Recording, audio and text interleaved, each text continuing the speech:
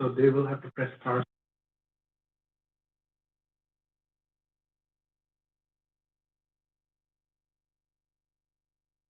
Shooting. He called it a complicated investigation, talked about that, but he also said that they are not going to reflexively condemn police officers, and that has been something that the president and the vice president and their campaign believe is going to be an effective message going into November, ma'am. Yeah, politics. Caitlin Collins at the White House. Thank you so much. And out front now, Good evening, everyone. This is Mayor Williams. We're just taking a moment to get the last few people signed in, and then we will get started. Unfortunately, Zoom continues to change platform items. In order to unmute yourself to speak, you will have to press star 6 to do that. Whenever you wish to speak, in order to unmute yourself, you will have to press star 6. When the president was asked whether suspended racism was found in this country, he avoided the question. He said we should expect to be talking about violence in Portland and Kenosha. What is he missing? Well, I think he's missing the whole point, which is that you now have, millions and millions of white Americans who might have done the same way, pretty much. Somebody turned their TV off. Trying to figure out some way to answer the question.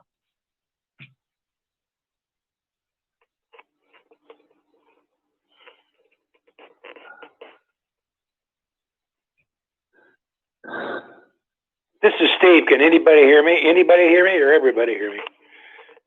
We can hear you. We can hear you, Chairman Foster. So the television got shut off, right? Yes, I believe so. Yeah. Did you know that the last city council meeting, the one that was online, has a talk over the entire meeting by 2 men and a woman or two? And I thought maybe we want to try to avoid that in the future. Somebody had an open mic somewhere. I apologize. No, I didn't realize Well, it's not your fault, but you might want to listen to it and see if you can determine. I think I know who the voices are, but then we can find out where it occurred and when it occurred. Do you recognize the voices? See, it could occur right now during the meeting, or it could have occurred when they went to put the tape recording up, later, on the internet. Because they're not sure what your procedures are. Chairman, do you mean our last in-person meeting or the meeting before that we were when we were on the phone like Oh, this? it was the last in-person meeting, but it's still, all meetings are posted on the internet, aren't they? Yes, sir. Yeah, so it was our last meeting, so that would have been the one we were all there, I guess. Okay. There wasn't anybody in our room talking, so it was, somewhere else. So it may have some kind of a connection to the procedures we use for posting the meeting or something of that order. I don't know how you do it down there. But if you listen to it, you'll probably be able to determine who the talkover was. It starts out first with a couple guys.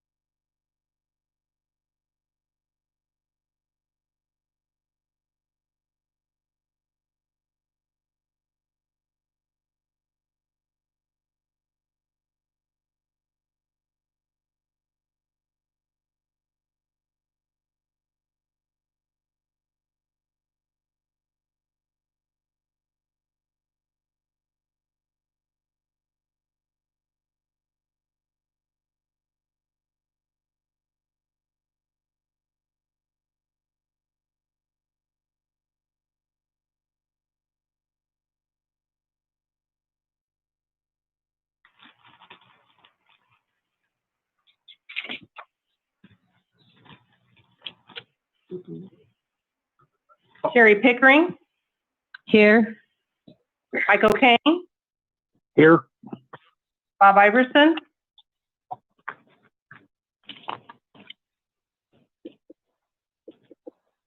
Vice Mayor Iverson, Rick Strebe, Here. Mike Poor, Present. Steve Foster, Present. Sharon McMahon. Here. Brenda Brown. Present. RJ Davis. Dan Duncan. Here. James Bouchard. Tom Stone. Here. 12 present. 12 present. Aaron. You Did you Flora. This is Aaron. Did you get mine as being present? Yes. Yes. Okay. Alrighty. Thank you. Thank you. All right. No problem. Thank you. At this time, we will have the invocation led by Alderman Brown. Let us bow our heads. Almighty and merciful Father, we thank you for this another day in the land of the living. And at this time, because we are in the land of the living, Lord, we thank you and we ask your blessings upon those that are suffering from coronavirus. We ask that you bless the families and comfort those that have lost loved ones due to coronavirus. And Father, we just thank you for this city council that we're able to come together and do the work of this great city. Now we ask that you bless us individually, bless us collectively. Go with us, stand by us, direct our minds, our thoughts, and all that we say and do during this meeting. And at the end of this meeting, that we understand that we are one nation under God, indivisible, with liberty and justice for all people. And we do pray this in the name of Jesus. Amen. Amen. Thank you, Alderman Brown. We sure appreciate that. At this time, we will have I will lead us in the Pledge of Allegiance. I pledge allegiance to the flag of the United States of America and to the republic for which stands one nation, under God, indivisible, with liberty and justice for all. Thank you. All right.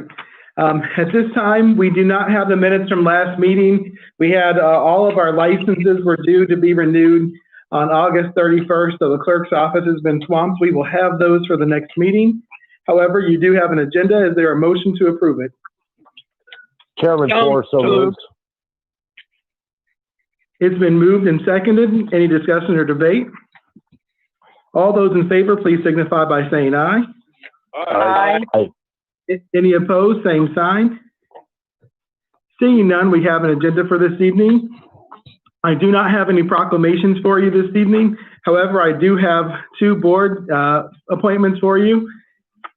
At this time, I would entertain a motion to concur with the appointment of O.J. Harrison to the David S. Palmer Arena Board. Chairman Poor, It's been moved by Chairman Poor, seconded by Alderman Brown. Any discussion or debate? Mayor, Chairman Poor. Yes, sir. I would just like to say I've known OJ for as long as I've known my own son. They went to school together, and he will be a great asset. He's very involved in the community with Sharman High School and different things, so I think that'll be a very good appointment. Thank you, Chairman. I appreciate that. And this term would expire. He's completing the term of former Chairman Green. It would expire in November of next year. All those in favor, please signify by saying aye. Aye. Aye. Any opposed, same sign. Thank you. At this time, I would entertain a motion to concur with the reappointment of Lisa Monson to the Police and Pension Board. Is there a motion to do so? It's been moved and seconded. Any discussion or debate? This would be for, yes, sir. This is Bob Iverson. I'm finally being heard. I've done this about 6 times. I have been here the whole meeting, so please put me down. And Yes, that's my whole we have you discussion. down. We do have you down, Vice Mayor. The good news is we can see that you're present by your phone number, so we were able to mark you present. So yes, sir. Thank you. Okay, I've had phone troubles all day anyway. Well, we're glad you're able to join us. All those in favor, please signify by saying aye. Aye. Any opposed, the same sign. At this time, do we have any reports of boards, agencies, or commissions? Any reports of boards, agencies, or commissions? Seeing none, I have two items for you this evening. The first, I would like to send out a special thank you to Eric Kinzer and Damon Bellick. They're lead workers for us in the Department of Public Works. The Legion had purchased new light bulbs for their field. They had a number that were out, and that's one of the few things that's going on in our community is their baseball program. And Mr. Kinzer and Mr. Bellick volunteered on their own time to go in and get those replaced for them. So I just wanted to reiterate to Director Carpenter that we appreciate these fellas and for them doing what they can to help our community. I also have another item for you. I just wanted to let you know that there is a group of folks who are working on doing study circles in the community. And study circles are essentially an opportunity. They did these in the early 2000s, and they're an opportunity for folks to get to know one another and to start working through issues regarding race and racism. Basically a way for people to learn one another, learn about each other's cultures, and hopefully address some of the systemic problems we have in our society. So I just wanted to let you know that that would be happening.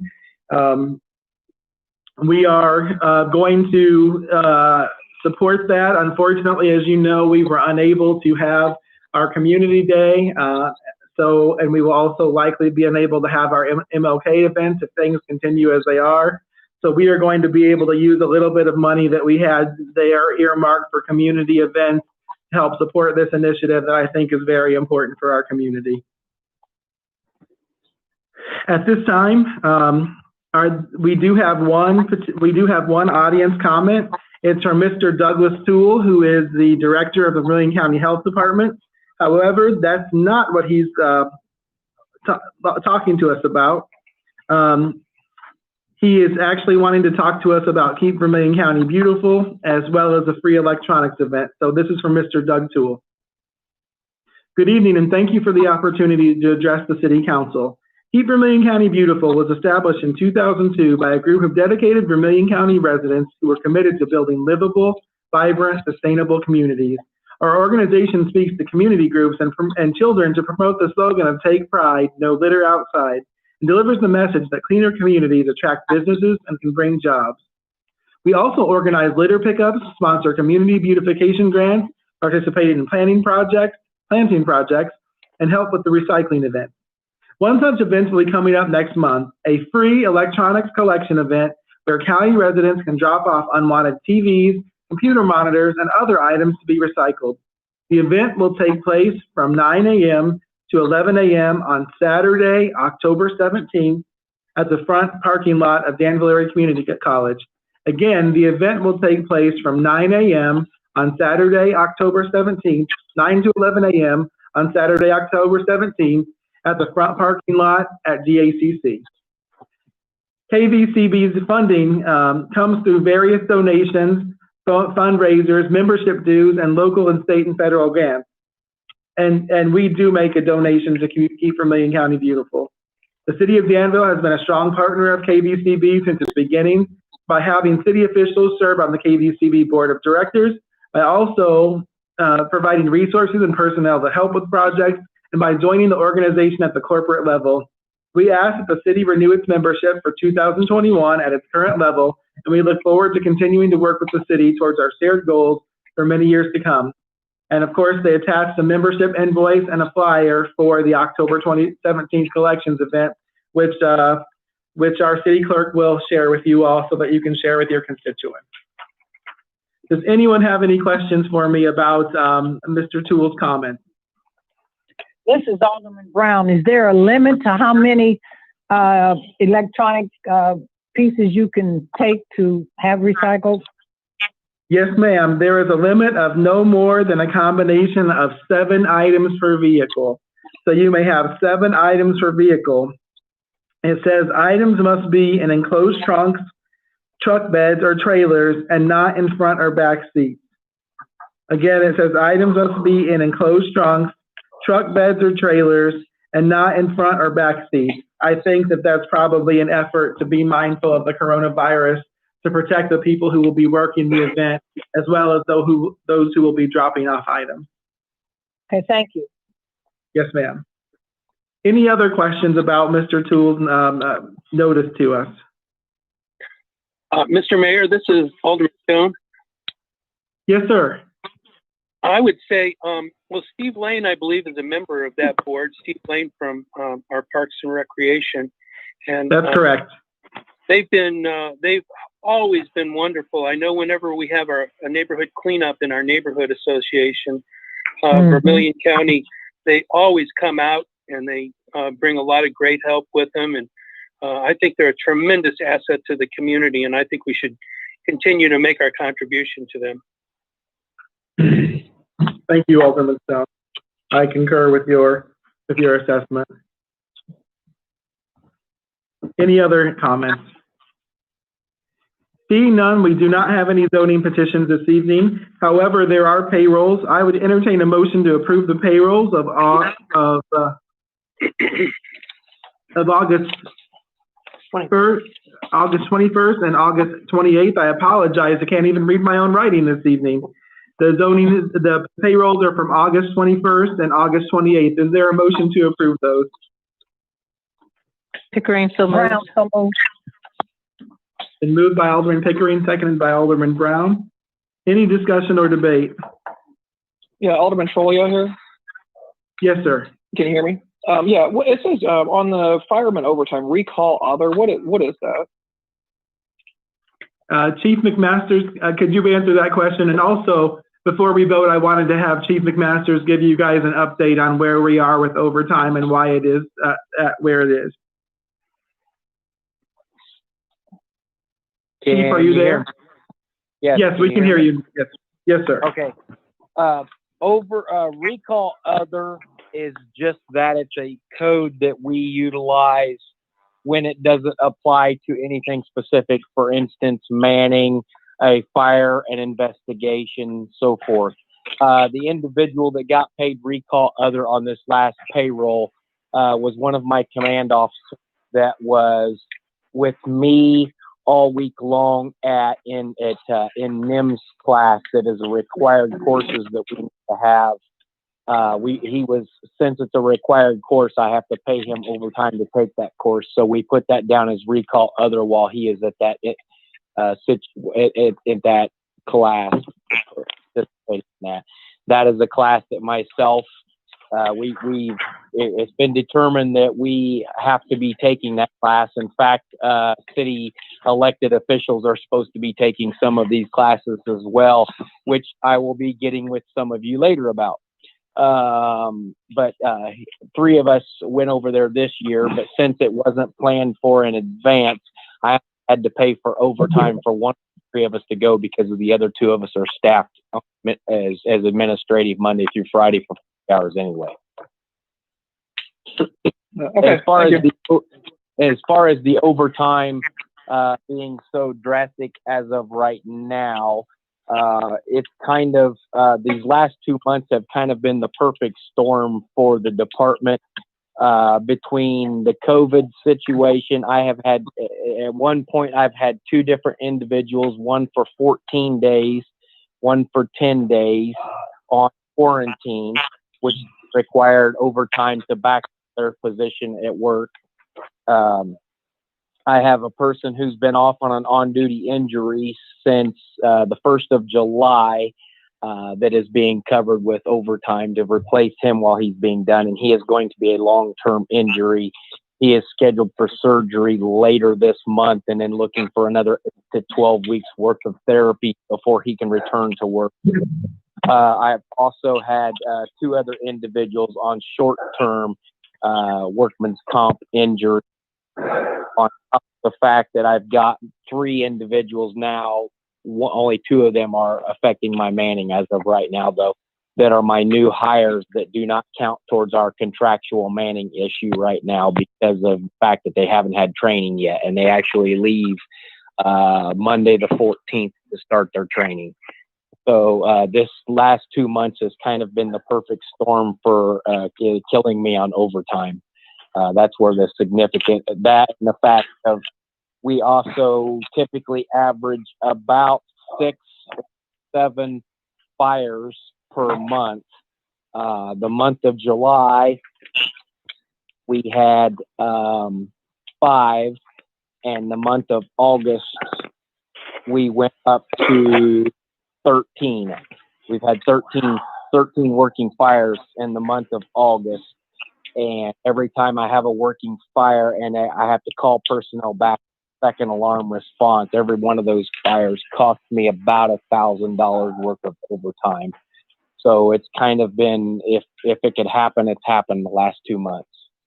And I'm hoping that with summer being over, scheduled vacations coming down, as well as some of these other individuals coming back from work, and tentatively somewhere in the neighborhood of about the first week of November, 2 of the 3 new hires will be back from their schooling. We'll start counting towards manning, which will save on overtime as well. So I'm hoping that will be slowing down here in the next couple of months.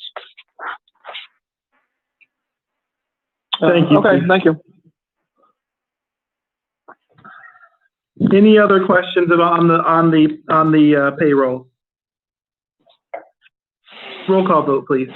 Alderman Strebe? Yes. Four? Yes. Foster? Yes. McMahon? Yes. Brown? Yes. Davis? Duncan? Yeah. Bouchard? Stone? Yes. Williams? Yes. Toya? Yes. Pickering? Yes. O'Kane? Yes. Iverson? Yes. 12 yes. 12 yes, the motion carries. You also have before you the vouchers payable for August 25th and September 1st of this year. Is there a motion to approve those? Alderman Strebe, approve. Pickering, Stone. second.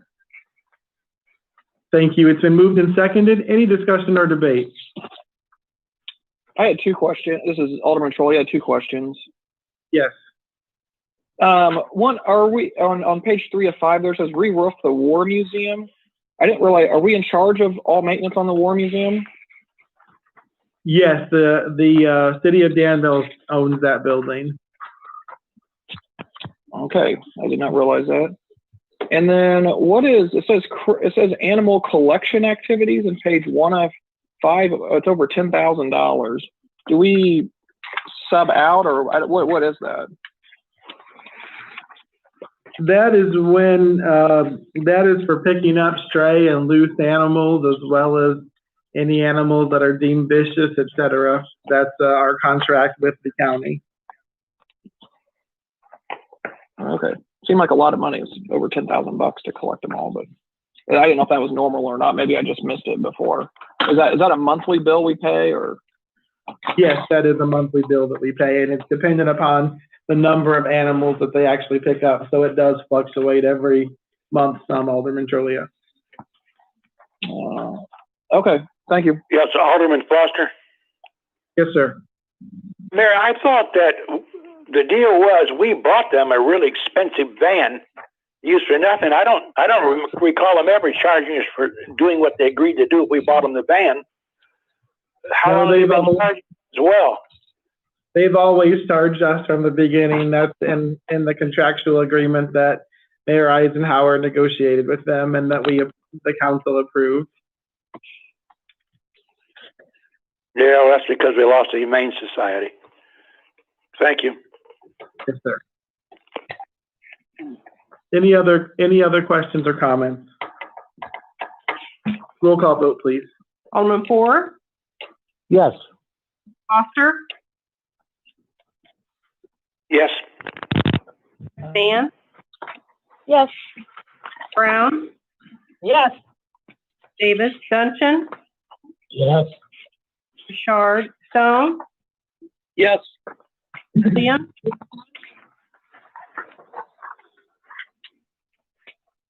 Alderman Williams, Yes. Proya, Yes.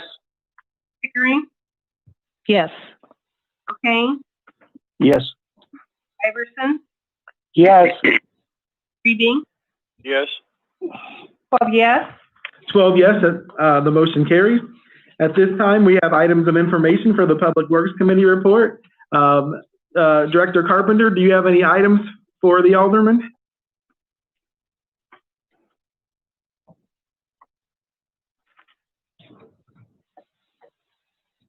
Director Carpenter, can you hear me?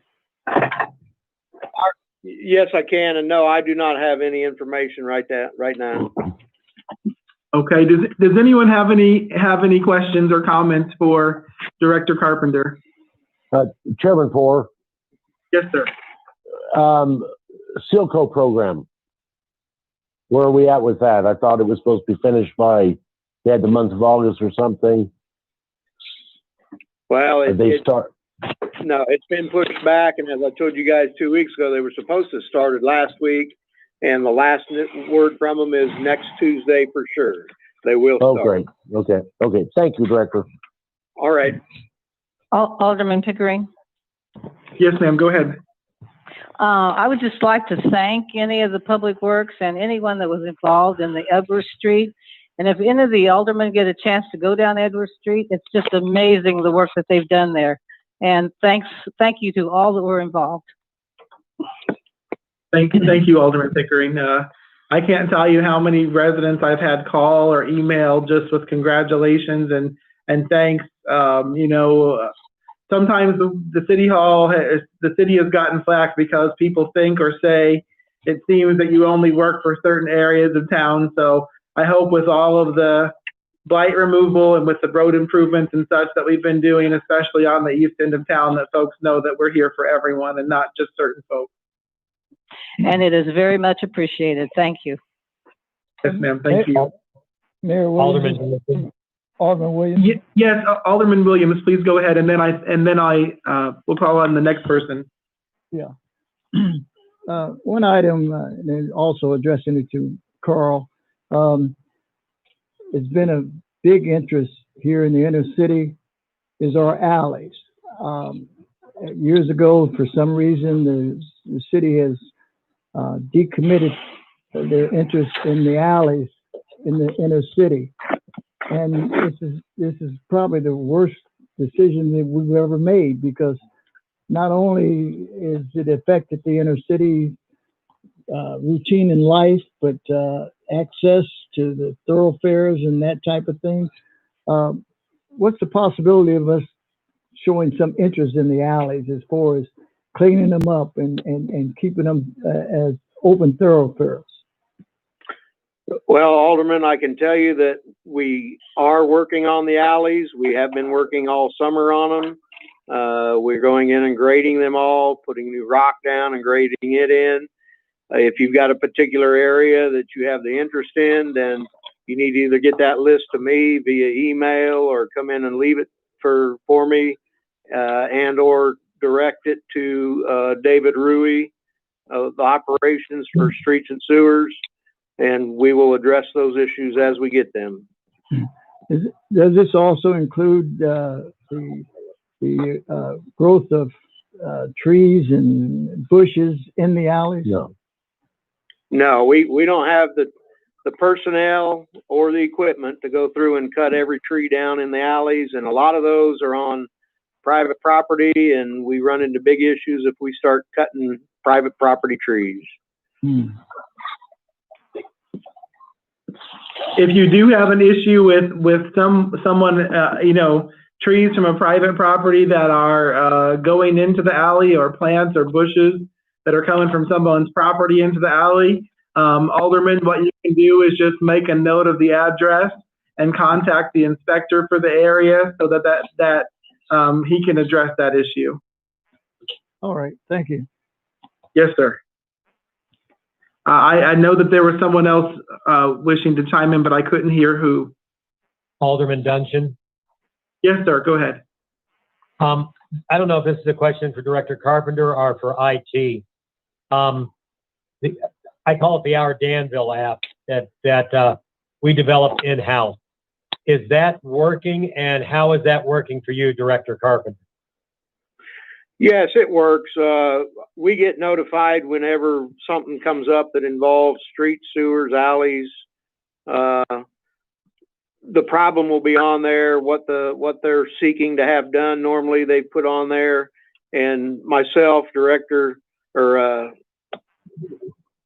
Superintendent Rui will go out. We'll take a look at what's going on, and we'll address them as quickly as we can. Things such as alleys, street sweeping, some of those type of things, we just create a list of them and start wherever the first person called in and just keep working on them until we get them all completed. And then, of course, there is a thing on there that allows us to put a comment on if it goes out of one department into the next, to tell them what we've done. And then at the end, when we've completed it, we're able to mark it complete. The consumer as citizen is able to actually see that. And if they have any further concerns, can contact us either directly or once again on the program. And it's worked real well. Thank you. Thank you. Thank you, Alderman Dunton. And just as a reminder for the public, it's now called Report It. The app is called Report It. If you go to our homepage and scroll down just a bit, you can click on it right there. So for the public, cityofdanville.org. Again, that's cityofdanville.org. Scroll just down a bit to where it says Report It. You click on that, and that's where you can enter the information. But thank you, Alderman Dunton. Any other public works items or questions for Director Carpenter? Thank you. Thank you, Director. Yes, sir.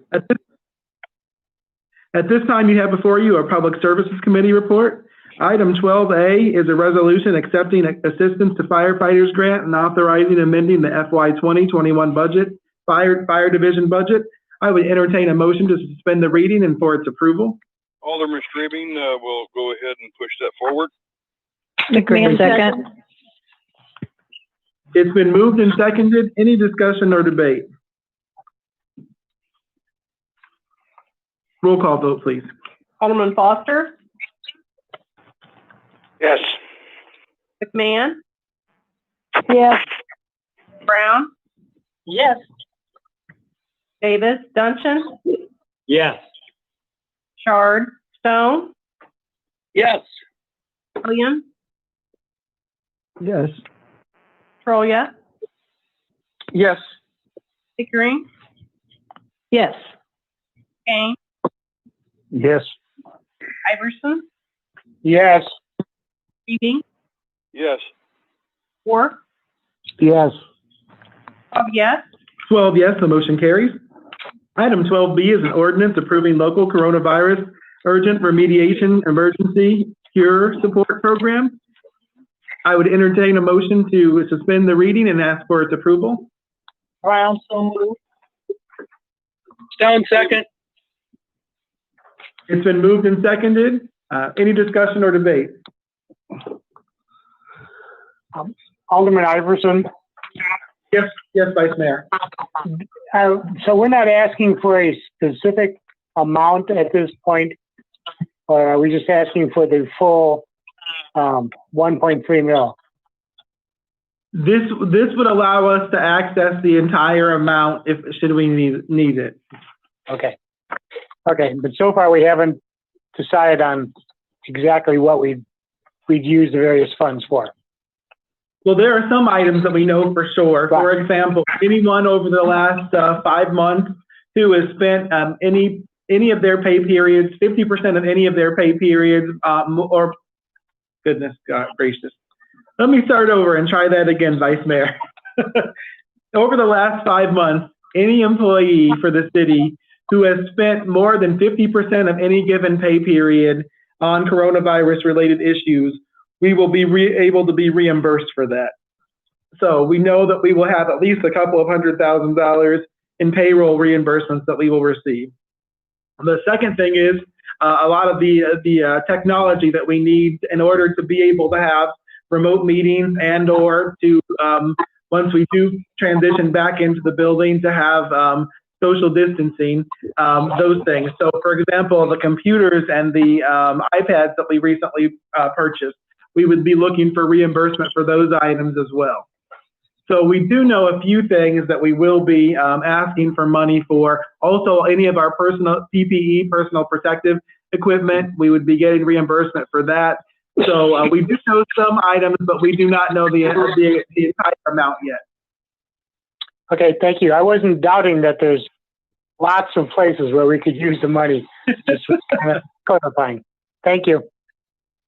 Thank you. The tough part, Vice Mayor, is that everything has to be Corona related, you know, so it would be nice to be able to do other things, but unfortunately it has to be related to that in some way, so.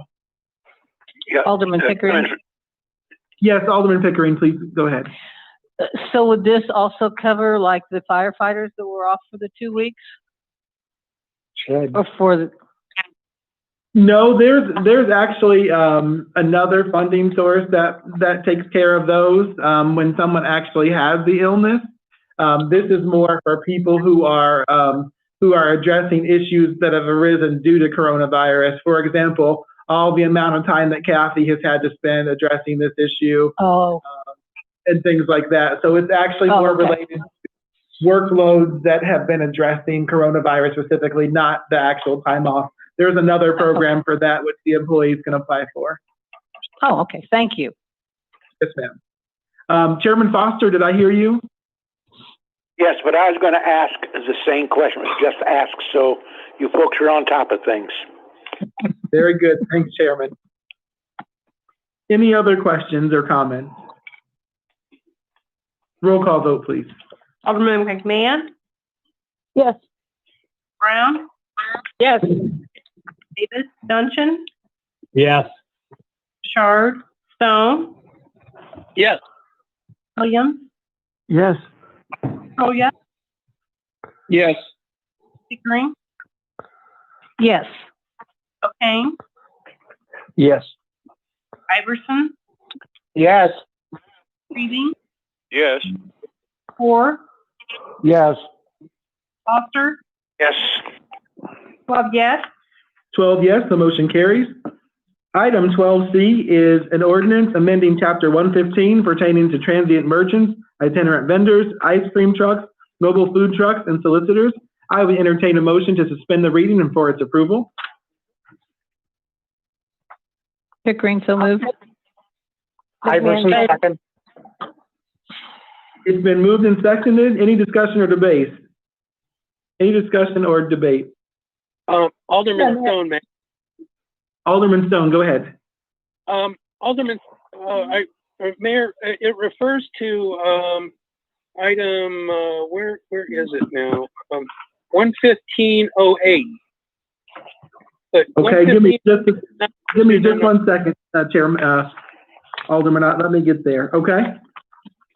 Do we still have a 11508?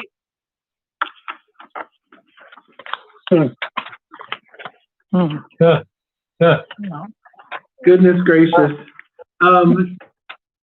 Goes from 7 to 10. Corporation Counsel, can you speak to that? Yes, this particular ordinance only addresses the sections of the ordinance that are being changed. So as I recall, 11508 should still be there. It's just that particular section does not have any changes. So on these pages, okay. So just so everyone understands, we've only included the portions of that section section of ordinances that will be changing. Any further discussion? Yes, sir, no problem. Any further discussion or debate? This is Alderman Brown. I have one question. Under 11510, and it's on page 5. of this ordinance under number 12. It says obstruct vehicular or pedestrian traffic. My question is, if the person owns this type of vehicle, can they, like I know an instance where there's one, it's an old camper they made into a food truck or making it into one, and it's parked on the street and it's big and it does obstruct the traffic. Do they have to have that parked, or does that come under another ordinance, parked in the driveway or on some other part of their property, or can it be parked on the street in front of their personal property? Mm-hmm. Mrs. Brown, so you're saying that there's someone that has made a food truck of sorts and it's parked in a residential area and it's blocking or obstructing traffic. Have I understood you right? Yes. Yes. Okay. I will ask our corporation counsel to speak to that.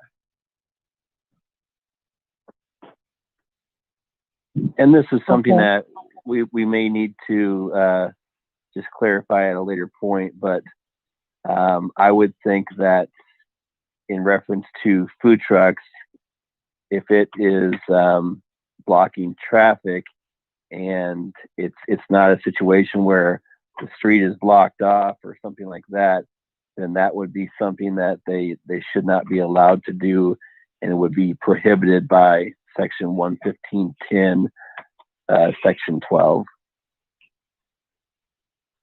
Okay, thank you, Councilor. Yeah. Mayor, Alderman O'Kane? Yes, sir. Under a different ordinance, isn't there an ordinance saying that business vehicles aren't allowed on the streets at night? I do believe so, but I would need to verify that. I'm not fully versed with that section of the code, but I believe so, but I couldn't verify that with certainty right now. We will check into it and let you know, unless someone who's on the phone with me right now already knows the answer to that question. Yeah, Mayor, this is Foster. I know somewhere they can only go to a certain hour, like 8 o'clock or something like that. I've seen that ordinance. I mean, their limit is how long they can be on the streets. So, because even this summer, it might be a little daylight at 8, but after that, it's dark. They don't want the vehicles on the streets after dark period, I don't think, because it's hitting children or something like that. But I'm not sure about like restaurant type carts. I know the ice cream thing was limited. Right. Thank you, Chairman. What I will do is I will have our corporation counsel look into that and get back with you on the matters to verify. Alderman O'Kane. Okay. Mayor, this is Council Mockbee, and as far as the times that are allowed by our ordinance, looking at Section 115.10 C1 on page 5, last council meeting, I believe, or so ago, we would have set that at they cannot do it outside the hours of 6 a.m. and 2 a.m. there. Right. Council, I do believe, though, that that they were asking about it being parked in a residential area overnight when it's not being operated or functioning as a food truck. Just, I guess, I'm guessing for storage or just overnight, parking if a person owns one. All right, we will check on that and get back to everyone. Thank you, Council. Thank you. Any other questions or comments? Mayor, Chairman Poor, just this would be under 115.07B. We do verify everybody has City of Danville name as additional insured and things, right? I'm sorry, you said, Chairman, you said 115.07B. You said we do your question again, please? Just that we do require verification that the City of Danville is listed as additional insured on liability insurance for $1 million. That's the portion that we are adding to make sure that we're protected. And yes, okay. Now that will be a requirement. Yes, we would verify that. Okay, great. Thanks, Chairman. Any other questions or comments on item 12C? Roll call vote, please. Alderman Brown, Yes. Davis Dungeon, Yes. Richard Stone, Yes. Williams, Yes. Kroll, yes, Yes. Pickering, Yes. O'Kane, Yes. Iverson, Yes. Reading, Yes. Ford, Yes. Foster, Yes. McMahon, Yes. 12 yes, the motion carries. Item 12D is items of information. At this point, I would like Chief McMasters to talk to you a little bit about an opportunity that we may be having come available. Chief McMasters. Can you hear me? Yes, sir. Yes. Okay. The Safer grant, which we hired the 6 firefighters with a little over a year and a half ago, and since subsequently, due to other people leaving, have hired more people to keep that number intact. The Safer grant is coming open again. They will be opening it up sometime here in the next few months. I don't know when, until it happens. But significant changes have been made due to the COVID this year and everything else that goes with it. Significant changes have been made to that Safer grant this year. When they made the announcement, basically, and I will just briefly read this. When the director made the announcement, he said, by waiving salary caps, cost shares, and prohibitions on some planning previous budgeted funds, we've reduced financial burdens on applicants and expanded the number of fire departments able to apply. With many municipalities facing a reduction in tax revenue, the waivers for the fiscal year 2020 Safer Grant program will allow fire departments to retain or rehire firefighters facing layoffs. Department of Homeland Security and FEMA will provide these fire departments with 100% of the funding needed to hire firefighters over the next 2 years. So what that means for us is what they've said is everyone being in financial straits this year due to the COVID and everything else that goes with it. They have they have reduced all of the requirements and things for applying for Safer grants. And what this significantly means for us is we will be able to apply to retain our 6 firefighters that we hired a year ago due to the COVID situation. So we can actually we can apply for the grant, and if we get accepted, they will continue to fund that for 3 more years.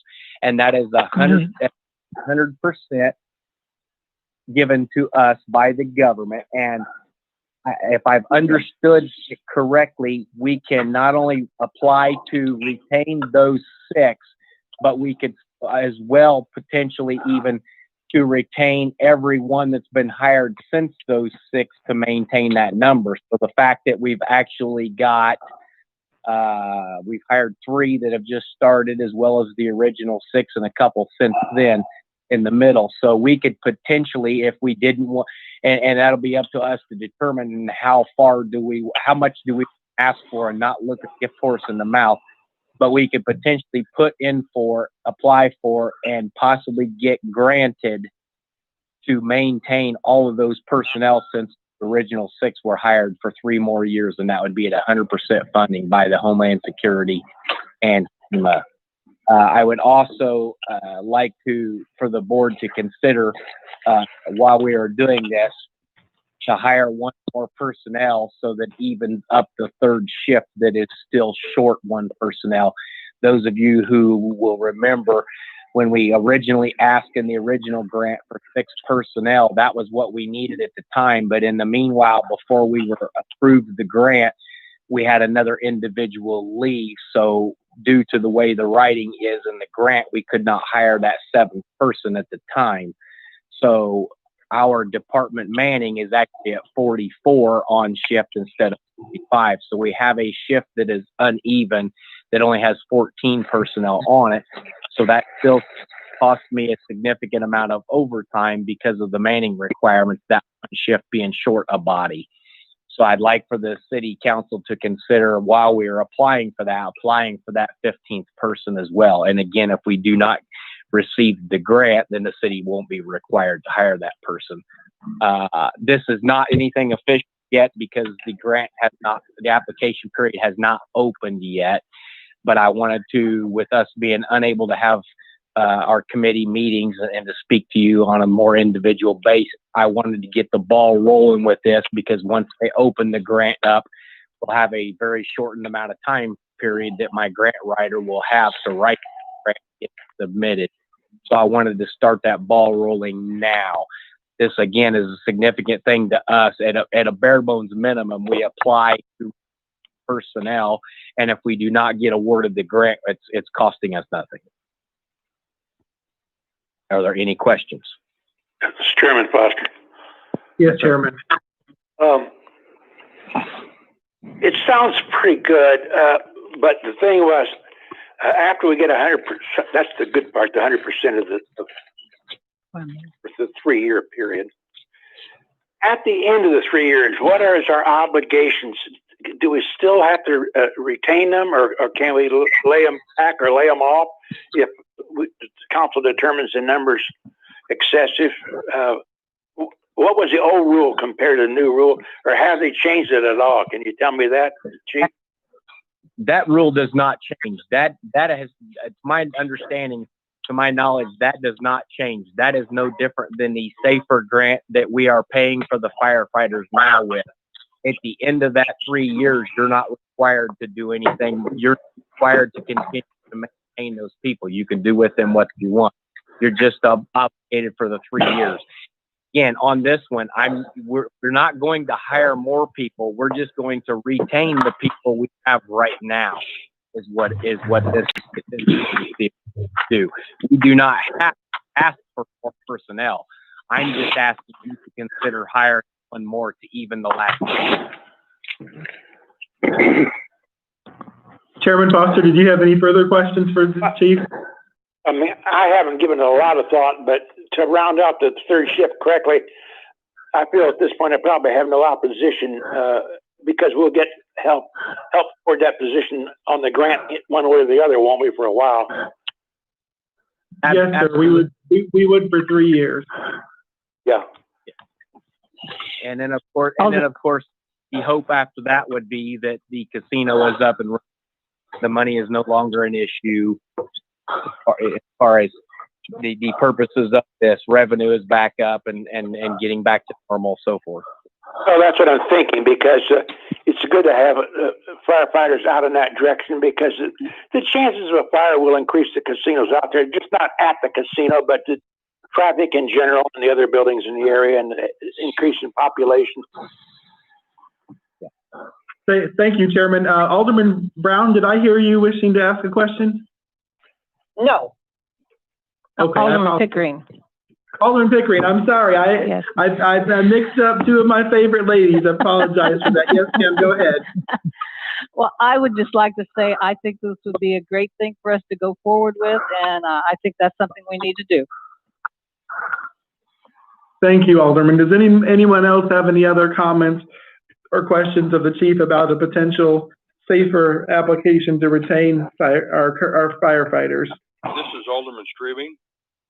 Yes, sir. Go ahead.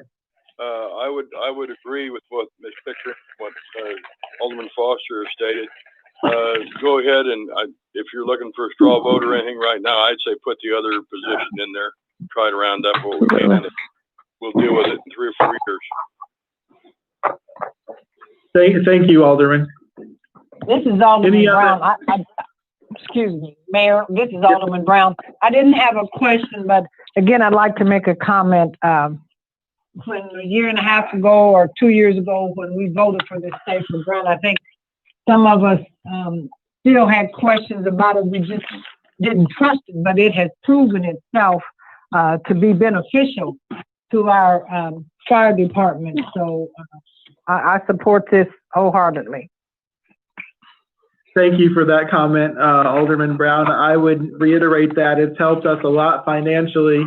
And think about that. If we were able to have 10 or 11 firefighters, all of their salary and everything that's needed to keep them employed paid for another 3 years, folks that we already have, that would save us hundreds of thousands, if not possibly $1 million a year. And in the days of Corona, especially, I think it's something that is certainly worth throwing our hat in the ring for. Any further? This is Alderman Iverson. Yes, sir. I would, again, like the others, I'd enthusiastically support the chief going for this. And I also enthusiastically support the chief's idea that the economy will all be much better and fixed in 3 years. I think we all wish for that. I will just say amen and let it be on that. Good observation, Vice Mayor. Any other comments on that or questions for Chief McMasters? Yes, Mayor. One last. Yes, I believe I heard Alderman Williams, and then Chairman Foster will come back to you. Okay. Alderman Williams, go ahead, sir. Yeah, I just had one question.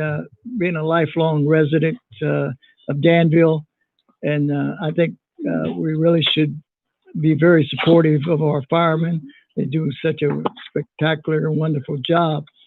The only thing I had was just from observation, I've been noticing that in emergency calls, we see the rescue squads shows up, or the ambulances shows up, and a fire wagon shows up.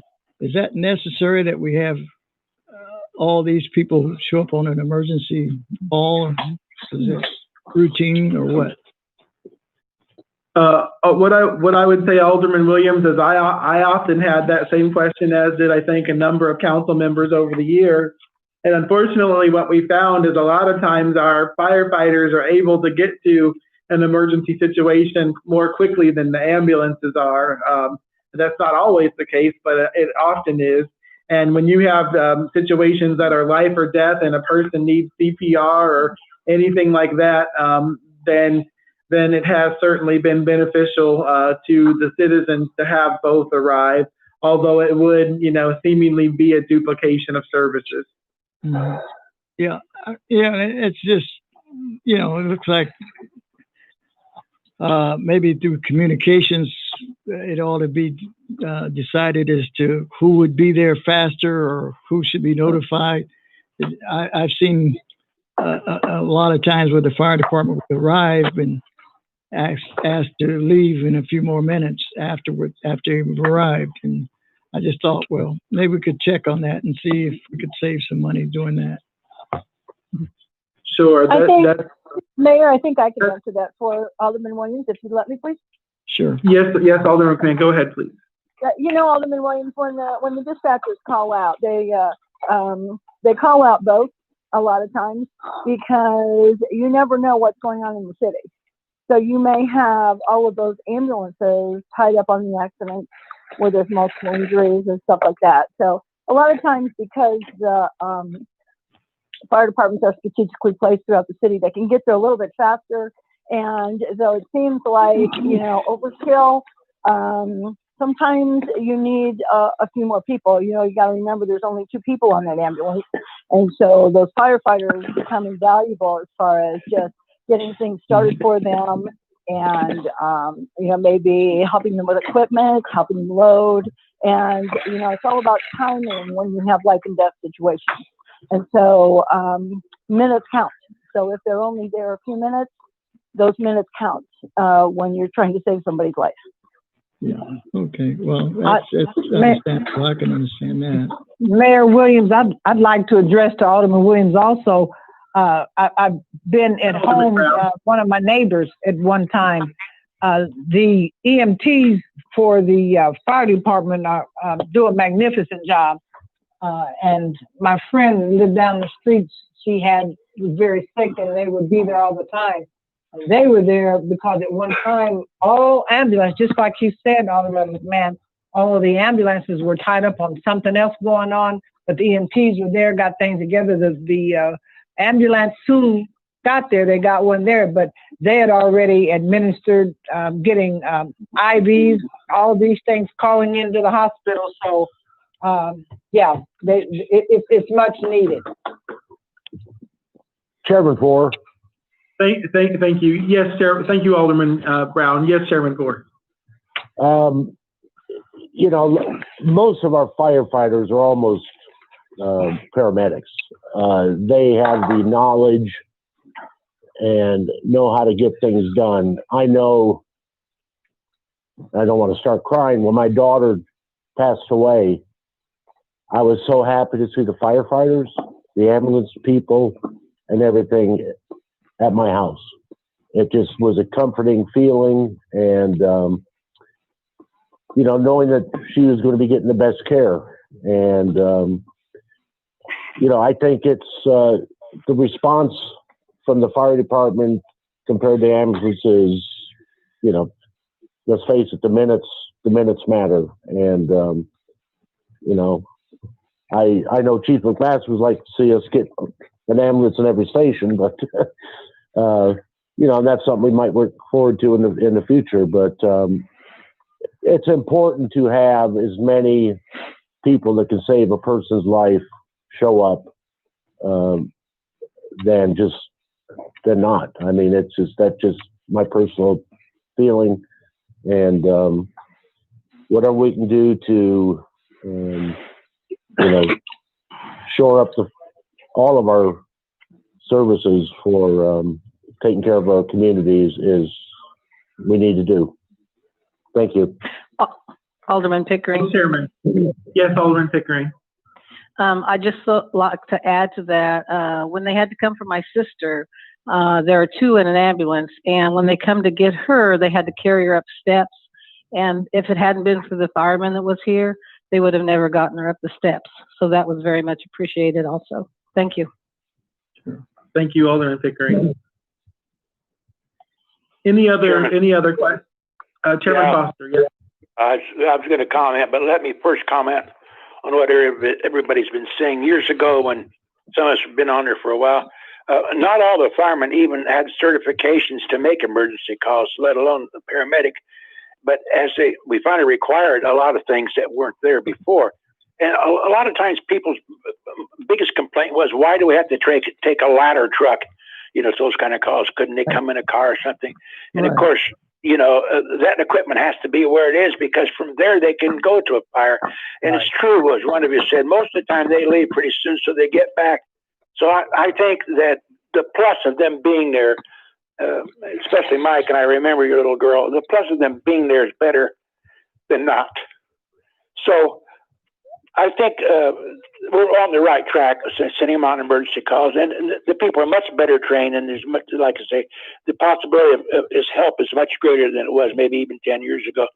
Having said that, one thing I want to say about, we've talked, and correctly we've talked, Alderman Trogler and others, about the fire overtime, and one of the things that came with the grant was there's kind of assurance that we should be able to reduce our overtime with more manning. But I want to say this, the chief's done a great job explaining why the overtime has been extraordinarily different. And when we made these comments, nobody thought we'd have this crazy virus thing and everything going on in our community. So I think the chief's doing a good job of tracking it. Evidently, he is, because he knows exactly why it is what it is every month. So I thank you for following up and staying on top of it. Saying that matter, what hasn't been mentioned. We've just done a pretty good job of getting things straightened out and organized. So I appreciate both of these chiefs. Thank you, Chairman. I appreciate that a lot. I have one other comment, Mayor. This is Alderman Yes, Williams. Alderman Williams. Go ahead, sir. I live a couple of blocks off of Seminary Street, and Seminary Street appears to be a thoroughfare for emergency vehicles. It's not marked that way, but there's a lot of traffic going north and south of Seminary. And these emergency vehicles travel night and day through this area, you know, with the sirens and everything going. But I'm just concerned about, people going about their way and having accidents as a result of this. Is there any way we can identify this Seminary Street as an emergency thoroughfare or exit or something like that? Well, all of the major east-west there's not a special designation for that to my knowledge. We can look into it, but all of the... I say that, excuse me, is because they use that because of the underpass. If you go up William Street, you got to stop for a train. If you go on Main Street, you got to stop for a train. Seminary is the only street you can go right through. Yeah, that's correct. And it's being used all night and day with sirens blasting, and people are expected just to realize this is what's going to happen. And I think there's some way we should identify this area.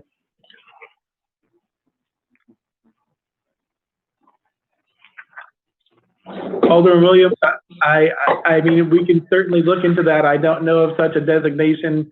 And again, all the main east, west, and north-south thoroughfares are used by our emergency vehicles, as you said, all the time. I'll tell you all a funny story. So we moved to Danville when I was 8 years old from Westville. We lived in a little trailer park on Orleans Street. It was relatively country. And I'll never forget one of the first nights we stayed in our new house on North Beard Street, which is just 2 houses down from Seminary Street, Alderman Williams. My sister and I were camping out in our little pop-up tent in one of our rooms. And all of a sudden we hear this woo and see all these flashing lights. And we ran scared to death to my parents' room because we'd never heard a siren or seen a siren before. So I understand. Can you imagine me listening to this for the last 50 years? I can, yes, sir, because I have before, so I do understand. But we can take a look into that. But again, all of the streets, the major northwest and north, south, and east, west thoroughfares are used in such a way. So, all right. Speaking of chiefs, our other chief. Chief Yates asked me to make sure that I reminded you guys of something and the public of something that's very important. Right now, we are accepting applications for our police department through the end of September. You have to be at least 20 years of age and not older than 35 years of age. You have to have had at least 30 college credit hours. Those credit hours can be in anything. But to put in your application, we really encourage you to do that if you meet those qualifications. If you're interested in serving the public and helping Danville be a better place to live, work, and play. Those are on our website. You can also pick them up at the PSB over at the jail. You can also contact Bill Westfall and the police office if you have any questions about that. But all the applications are due by the end of October or by the end of September, and then testing will start in October. I want to send a special shout out to those of our minority community. A lot of times I hear from people and they say, well, Ricky, you've sworn in a whole lot of white officers and a whole lot of white firefighters. And yes, that's absolutely true. Here's the thing. Unfortunately, when we had our testing for police and fire departments, we had one Latino gentleman apply for the fire department. Unfortunately, he was not able to meet the physical requirements. We had one Latina apply for the police department, and unfortunately, she is no longer with us in the world. And so what I want to just reiterate to the public is that in order to be considered, you must apply. And if we really hope to diversify our public safety departments, and we have to really encourage our young folks of various backgrounds to apply. So I really want to just tell the community that we are committed to that. I know that Chief Yates has worked with my father and in the criminal justice department at DAC and other places to recruit folks. But we want people that love our community, that love people, that have a healthy respect for life and respect for the law. And so please encourage any good young people that you know that would be interested in law enforcement to apply. Alderman Duncan. Yes, sir. If I could go back to the fire department, the fire chief, I do have a question still remaining on that topic. Yes, sir, absolutely. We'll make sure Chief McMasters is unmuted so he could answer if need be. Go ahead, sir. I know he had just requested increasing staff to 45, and if it's going to be fully paid by the SAFER grant, I don't have a problem with that. But when the SAFER grants are over, what is the contractual or the contractual manning? Is it 39 or 38 or 40? Firemen that we have to have on staff once the SAFER grants are expired. Can you hear me? Yeah. Yes, sir. Contractually, I may be talking out of turn here. Contractually, I do not believe we have a number. We have a shift manning number. Right, exactly. Right. Contractually, I do not believe we have a number. Where the 15 comes in, the 15 per shift for a total of 45, where that comes into play is we have a minimum staffing number of 12 personnel at work at a bare bones minimum. Our contract allows for up to 3 people at a time to take personal time, personal leave, vacation days, so forth. So with that being said, up to 3 people can have time off at the same time and still maintain the 12 minimum manning. That's where the 15 comes into play. When you take that 15 down to 14, for instance, the one shift that is at 14, every time the third person takes a day off at the same time as those other 2 on that shift, that costs me overtime because I have to make sure I have 12 people there. So if I only have 14 on the shift and 3 take time off, that takes it down to 11. Now I have to pay somebody overtime to fill that 12th spot. That's where that comes into play. That's where due to the language and the way that played out with the first grant, that we ended up with that short number. That's why I'm asking for that 15th person on that shift. The other 2 shifts have that with a minimum staff manning of 12 personnel. When I have 3 people off, I can still have 3 people off and it not cost the city any overtime money. Okay, but that doesn't answer my question, Mayor. Maybe you can answer it.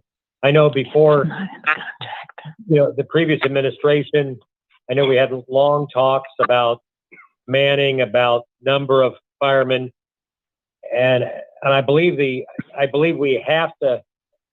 I know a lot of the aldermen, including me, agreed with the SAFER grant under the understanding that once the SAFER grant expired in either 1 term or 2 terms, because it wasn't clear on how many times it was going to be renewed.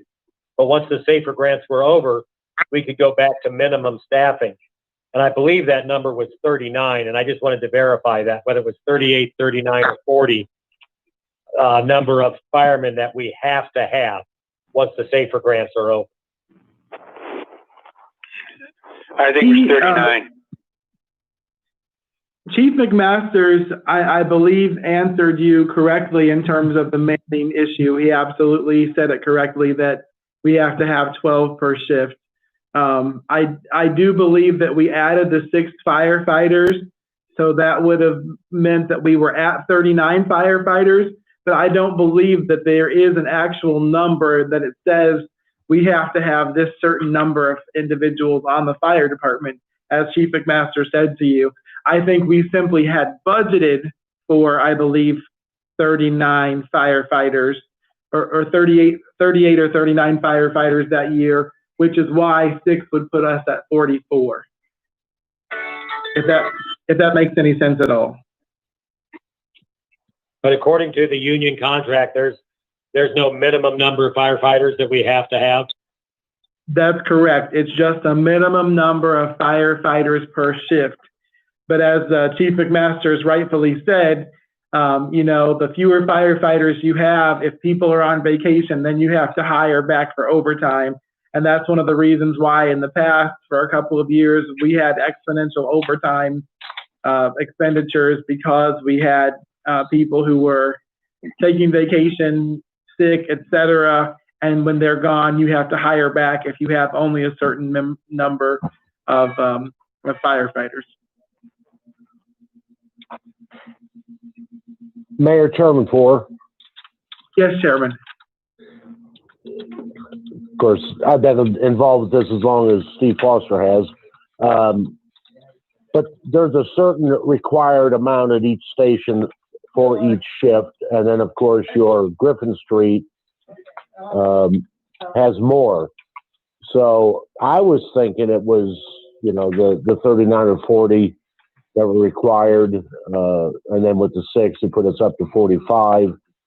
But that's just, you know, going back to my little history. But, you know, I mean, let's face it. I mean, you've got people have vacation, people have the Kelly days, people have everything else and other time off. So at the bare minimum, I mean, Chief will tell you, I mean, you've got to have a certain number of people on each shift and a certain number at the station on Griffin, the command center. So, and I don't know if Steve Foster remembers that or not, but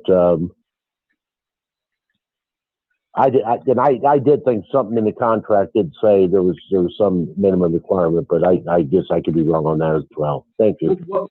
What we will do, gentlemen, is I will have Chief McMasters and or Council Mockbee take a look at that and let us know, and then I'll have an answer for you at the next meeting, if not earlier, to verify whether or not the contract requires an actual minimum number of firefighters in the department versus a minimum number of minimum manning per shift.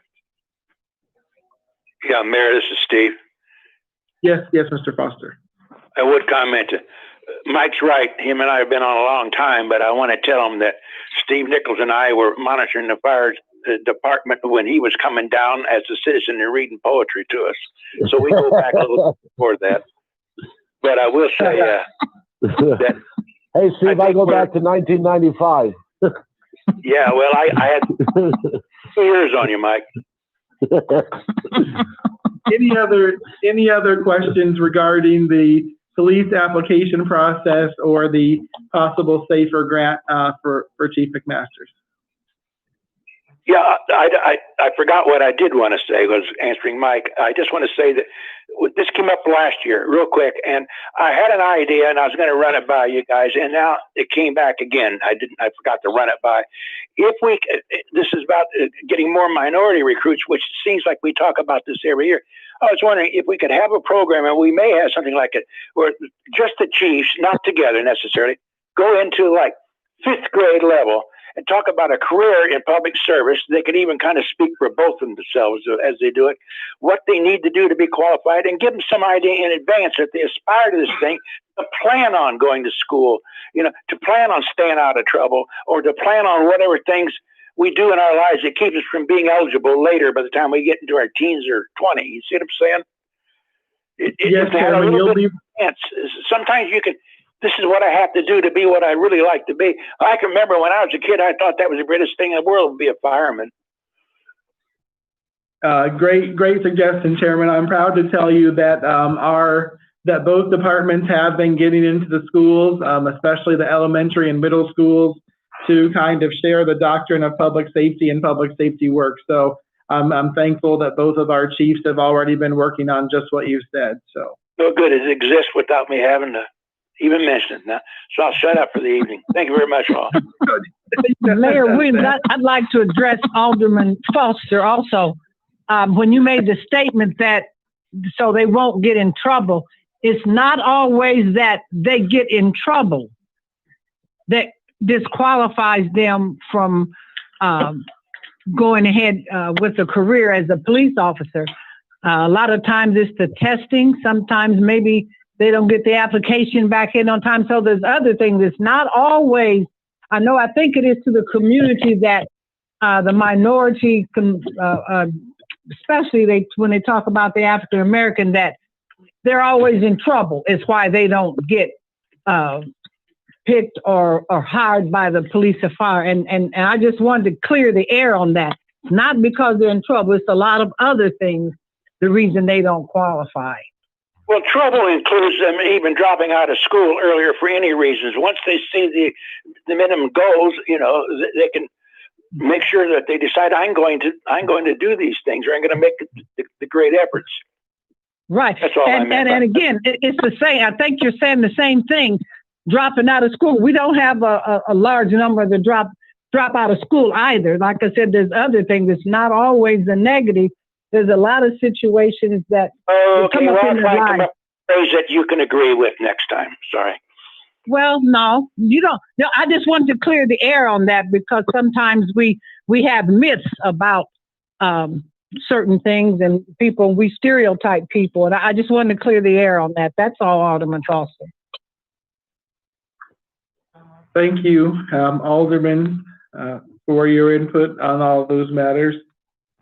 I do want to, the last item that we have on our agenda for discussion tonight is future city council and committee meetings. Alderman Trolia and several of you had asked that we put that on the agenda.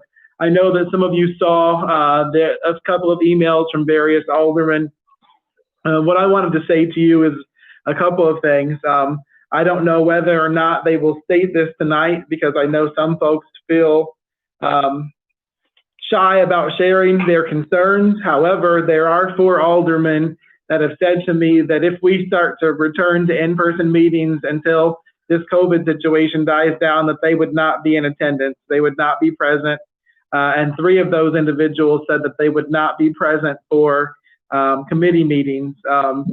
In fact, one alderman said expressly, I'm incredibly concerned that I know for sure that if myself or my wife were exposed to this, that we would die because of our health complications.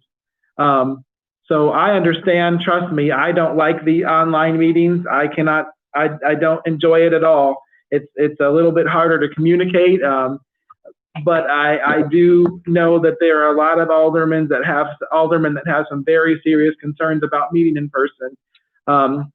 3 of those aldermen were from the Public Services Committee. If we're missing 3 aldermen from a committee meeting, that leaves 4 aldermen. If for any other reason one of those aldermen is sick or on vacation and unable to participate, that would mean that we would not be able to go on with the meeting. And I also have a fear with the larger city council meetings, if we have only 10 people present, again, we could also have quorum issues. If anyone goes on vacation or becomes ill and is not able to participate in the meetings for whatever reason, we could have quorum issues, and or we could have very important votes that come forward that would not necessarily get the support that they receive or the opposition that they would have normally received either. So with those couple of comments, just from the insight on feedback that I've had from aldermen, I would open the floor for discussion on these issues of whether or not we return to in-person either city council meetings or committee meetings, and then before we would do a straw poll to get some directive. So for the purposes of making sure that everyone has an opportunity to be heard, I'm going to have the city clerk call you by name, and if you don't wish to speak, you can just say as much. But we'll have her call you. So we're going to start with Alderman Duncan. Yes, I'm firmly opposed to in-person meetings for health reasons, but I would like to offer an alternative. We just passed a statute about for health reasons or on vacation or out of town for business, not vacation, that you could actually participate by phone. I believe COVID-19 is a valid health reason. So if 7 or 10 of the aldermen would like to show up at the city council chambers, they're more than welcome to risk their lives, but I'm not going to risk mine. But I fully believe that's enough of a health reason where I would be able to vote by phone. I guess that's a question for corporate counsel, but I believe, depending on how you interpret how we wrote that statute, that service would be, or that would be available to me to vote by phone. So Alderman Dunson, a couple of things before I turn it over to Corporation Counsel to answer that specific question. Number one, the statute, and we copied this directly from what the state guidance allows and provides for. You have to have a minimum of 8 people physically present in order to conduct a meeting where people call in. So first, we would have to get a minimum of 8 people who are, or 8 aldermen who are willing to come and physically meet here. Well, if 8 people aren't willing, then we can do it as we're doing now.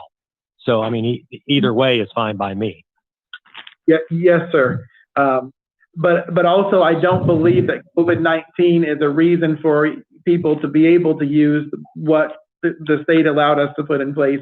But I'm going to ask our Corporation Counsel to speak to that. Chuck, are you there? I am, and I agree. As far as the ordinance that we passed, it tracks the language of the statute, and it cites various reasons why you could vote from home. And I think the pertinent one deals with the individual being sick. And I think just with the idea of COVID being out there, unless that I don't believe that particular exception would apply and allow for that vote.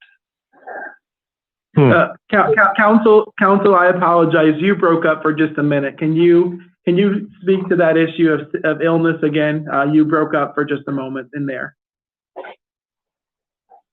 I don't believe that unless an individual has COVID-19, that the issue of sickness would allow them to vote from home and use that exception. Thank you, Counsel. Can I propose a amendment to that statute to include that then? I mean, not necessarily this second, but could an amendment be put to that statute to allow that to happen? I will again rely on our counsel for this, but my understanding in my discussions with our counsel previously is no, because essentially we have adopted the exact language that the state allows you to offer for this, but I will yield to our counsel. That is true. So just because we adopted that specific language, we can't amend it or put in any, that doesn't sound right at all. The state statute, we could amend almost any statute. Chuck, correct me if I'm wrong, but my understanding is that the state statute only gives you certain allowances where this voting from home is permissible, and that these are the reasons that we've listed are the only ones that the state statute allows as permissible under such circumstances. But I may have misunderstood. So counsel, I'll defer to you again. No, that is exactly true. So we could delete one of those exceptions or reasons, but we couldn't add another one. I understand. Thank you. Yes, that is correct, Alderman. Alderman Dunson, do you have anything further to add at this time? Well, I mean, I'm disappointed if we have face-to-face meetings. My vote's been taken away from me. Alderman, to address that, yes, that was a concern. Another alderman said, listen, if we have face-to-face meetings and I'm afraid to put my life and my wife's life in jeopardy, and that means that the constituents of my ward are losing representation because I wouldn't be able to participate. So you're not the only one to have expressed that concern. Okay, thank you. Thank you. Alderman Stone? I would 100 times rather meet over the phone like what we're doing now, because right now I don't think it's really a safe process for us to have a full meeting down in our council chambers. I think it would be like a petri dish down there. So a lot of people are dying, and I look around me on the council, and we're all at risk, or a lot of it. Maybe Aaron's not, but I see so many reasons to, not meet to be safer. But if that's the way the law is, I mean, I swore an oath to represent these folks, so I'm going to do what I got to do. If you guys are going to meet down there, I'll be there. And if you're going to meet on the phone, I'll be here. Thank you, Alderman Stone. Alderman Williams. I'm really concerned about in an open meeting, individuals walking into the meeting or there at the meeting, and there's no precautions or safety things taking place to ensure even the alderman's safety or the people that's attending safety. If in fact we could provide some sort of security and medical attention to that area, I wouldn't be opposed to meeting in person. But otherwise, I don't feel it's safe. Put the bill down there. So Alderman Williams, for clarification, at the last meeting, we had police officers at the door to make sure we limited and counted the number of people. We also had members of the fire department taking temperatures of the folks to make sure that they did not have fevers of any sort. And we also required that all those attending have masks. Do you mean those kind of measures, or do you mean additional measures beyond what we did for our in-person meeting? Yeah, I think those types of would be adequate, and with people spaced in such a manner that you have regular distances between everyone, and I think that would be okay. But if we're allowed to just let people drift in there, then I think that would be unmedical advisable. Alderman Williams, also for clarification, were you comfortable with the amount of space that was had between aldermen and citizens at the last meeting, or did you feel like even that was still too close? No, I thought that was adequate. Everyone seemed to be comfortable with that. Okay, thank you, Alderman Williams. Thank you. Alderman Troya. Yeah, I mean, I just wanted to have a discussion about it. I mean, I do think we all would prefer to meet in person. And, I just don't see an end to this in the near future at all. I mean, I do know the county board is meeting in person at this time. And I think, obviously I would use the precautions that we did last meeting. And I thought that was safe. But I also was kind of disappointed that we can't, with some aldermen, if there's more of them like Mr. Duncan, that don't want to do it, they can't do it by phone. I didn't realize that we couldn't do that at all.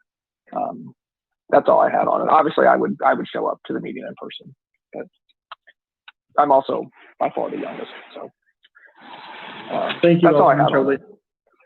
Thank you, Alderman. Alderman Pickering. I definitely would love to have all of us together again, but I think we have to think of everybody, the health of everybody. I just feel maybe we're doing our job. We're getting our jobs done doing it like this. I know it's very inconvenient, but I think since we're getting our work done this way, maybe we should keep it this way so we can all be safe. Thank you, Alderman Pickering. Mm-hmm. Alderman O'Kane. Okay. First off, what nobody's discussed is that committee meetings, and I do think that we do need to go back and have committee meetings, even if we're not voting so much as having some discussion on some of this stuff. We got budgets and everything else coming up in the future. I don't think we can leave the committees in the dark. Number two, I kind of argue with our council. When I read that state statute, it says disabilities. I'm 70 years old. I've got underlying disabilities with my age to be around any Clovis area. So anybody else in my situation, I could say where they would say that would be a point that they could call in instead of not having to show up, as long as we have the 8 people. if we can have the cameras going and stuff like that, I understand not having the meetings down there, except for maybe a very important meeting or something like that, in the future. But I think that discussion on disabilities being part into that. Many of the council members are to the age where, or the disabilities of their families has to play into it as far as being able to call in and talk. Are we getting close to a Zoom camera meeting with the new computers? Is that going to be happening, or is it still going to be phone where we can see any PowerPoints or anything else coming up? And then another point I want to ask is the county, I don't know what statutes they go by, but anybody that doesn't want to show up can call in and vote. So there's got to be some kind of something in there to allow it, unless the county is a completely different state and different rules. I'll address your latter. Go ahead, Chairman. Go ahead, Alderman. I'm sorry. Well, that's it. I'm waiting for discussion. Yes, sir. So, Alderman O'Kane, I don't know if the county is subject to different statutes than we are. I would doubt it. So I'm not sure. Maybe they are something that we know that we don't. I can have our corporation counsel reach out to their attorney and see if there's some interpretation that he has. But I believe that I also will have our corporation counsel check with the IMLA to see if there's any guidance there as well. But in our review, I understand what you're saying, but that, in my understanding, that would not count. But we will check and verify. You mentioned the Zoom meetings. So Agnell and Aaron and our interns have been working really hard to get everything together. Unfortunately, as you all know, worldwide, everyone is having electronic meetings, et cetera. So what has that meant? There's a shortage of laptops, iPads, et cetera. So there have been major delays in us getting equipment. And so long story short, I think that we will have everything ready to go within the next couple of weeks here. There's a possibility that we could be prepared for the 17th meeting, but I would not want to guarantee you that. But for sure, unless something really terrible or crazy happens, for sure we would be ready to start having meetings via Zoom in October. So we would be ready to have Zoom meetings starting in October 6th. That would allow Agnell and Aaron time to arrange and come and set up your equipment in your home to make sure everything is functioning properly, to train you on how to use it. That way everyone would be on the same page for October 6th. Okay, and what about committee meetings? Committee meetings, we could absolutely do the same way as well. I mean, that would be, it would be the same process. I mean, but we can start those back up. Yes, we could start those back up. It would be using the Zoom process as well. I think we could absolutely resume those next month very easily. I mean, the committees will be part of the budget process, I assume. So you'll need us to have these extra meetings. Yes. But also, if we do come to a point of needing to meet in person, my understanding is there are some air filtering systems that you might be able to put around people to aid in any collection of any other problems or anything. And I don't know, they may be expensive or they may be impractical or something like that, but please look into that stuff too. Great. Agnell just nodded to me that I think he knows what you're talking about, and we will definitely investigate that as well. Any Alderman? Okay, thank you, Alderman O'Kane. Vice Mayor Iverson? Yes. Unfortunately, the COVID numbers are going up in the state of Illinois and in Vermilion County. So I think as the people who are supposed to be community leaders, it'd be our responsibility to continue to do the teleconference and not risk exposing more people in a big meeting.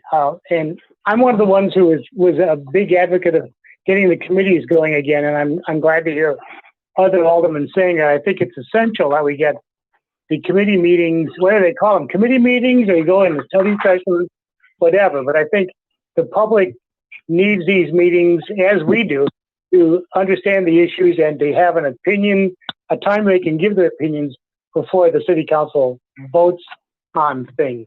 And I think our IT guys, if they get the equipment they need, maybe the committee meetings could be the first thing that tries out the new equipment before we even have to go to a main city council ones.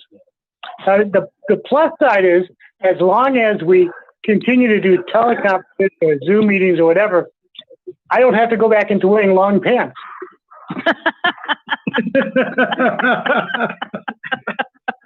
Vice Mayor, I thank you for a bit of levity at a serious time.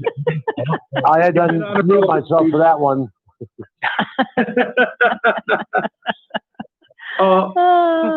Vice Mayor, did you have Council Mockbee? Can I briefly say something? Yes, so the council's going to rule on long pants. Yes, Council, go ahead. All right, so there's a lot of different issues going on. We are currently under a governor executive order that allows us to have meetings at home, and that's being extended monthly, and will probably continue for a while. Previously, I was asked if our ordinance that we just passed would allow individuals to call in and vote from home. And no, that particular ordinance does not allow, under my opinion, someone to do that. I understand there might be some questions there. But I do believe, under the current governor's executive orders, it may be a little bit ambiguous, but I do believe that we could have meetings in person with individuals calling into those meetings. It appears under the governor's orders that's allowable.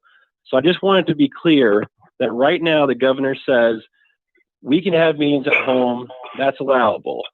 I also believe the governor says if we have meetings in person, individuals can call in. That may not continue forever, and that gets continued on a month-to-month basis. But what I was saying previously was the ordinance that we passed recently, I don't believe it applies to this particular situation, but that may be a moot point because the governor's orders are kind of trumping things right now. I hope that helps a little bit. I think that might help a lot. The other issue that we have though is how are we going to maintain the audio in a large room where everyone can hear the person speaking and they can hear us speaking as well, and then also record and stream that on electronically so that the public can hear it that doesn't want to come here and expose themselves. So I think it's much more complicated than it seems to anyone.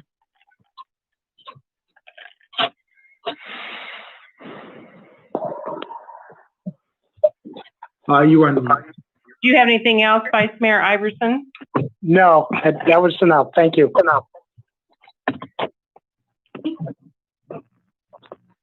Alderman Strebe?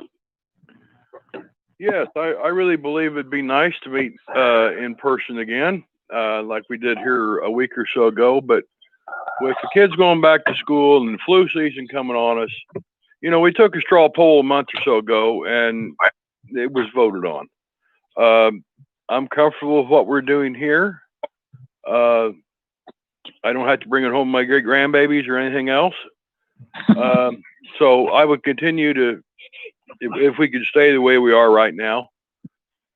If it's really something dire and really important, then I can see us meeting like we did a couple weeks ago. Other than that, I go back to what we discussed and talked about a month or two ago, and the straw poll was, and I said, let's keep it like this. So that's where I'm at.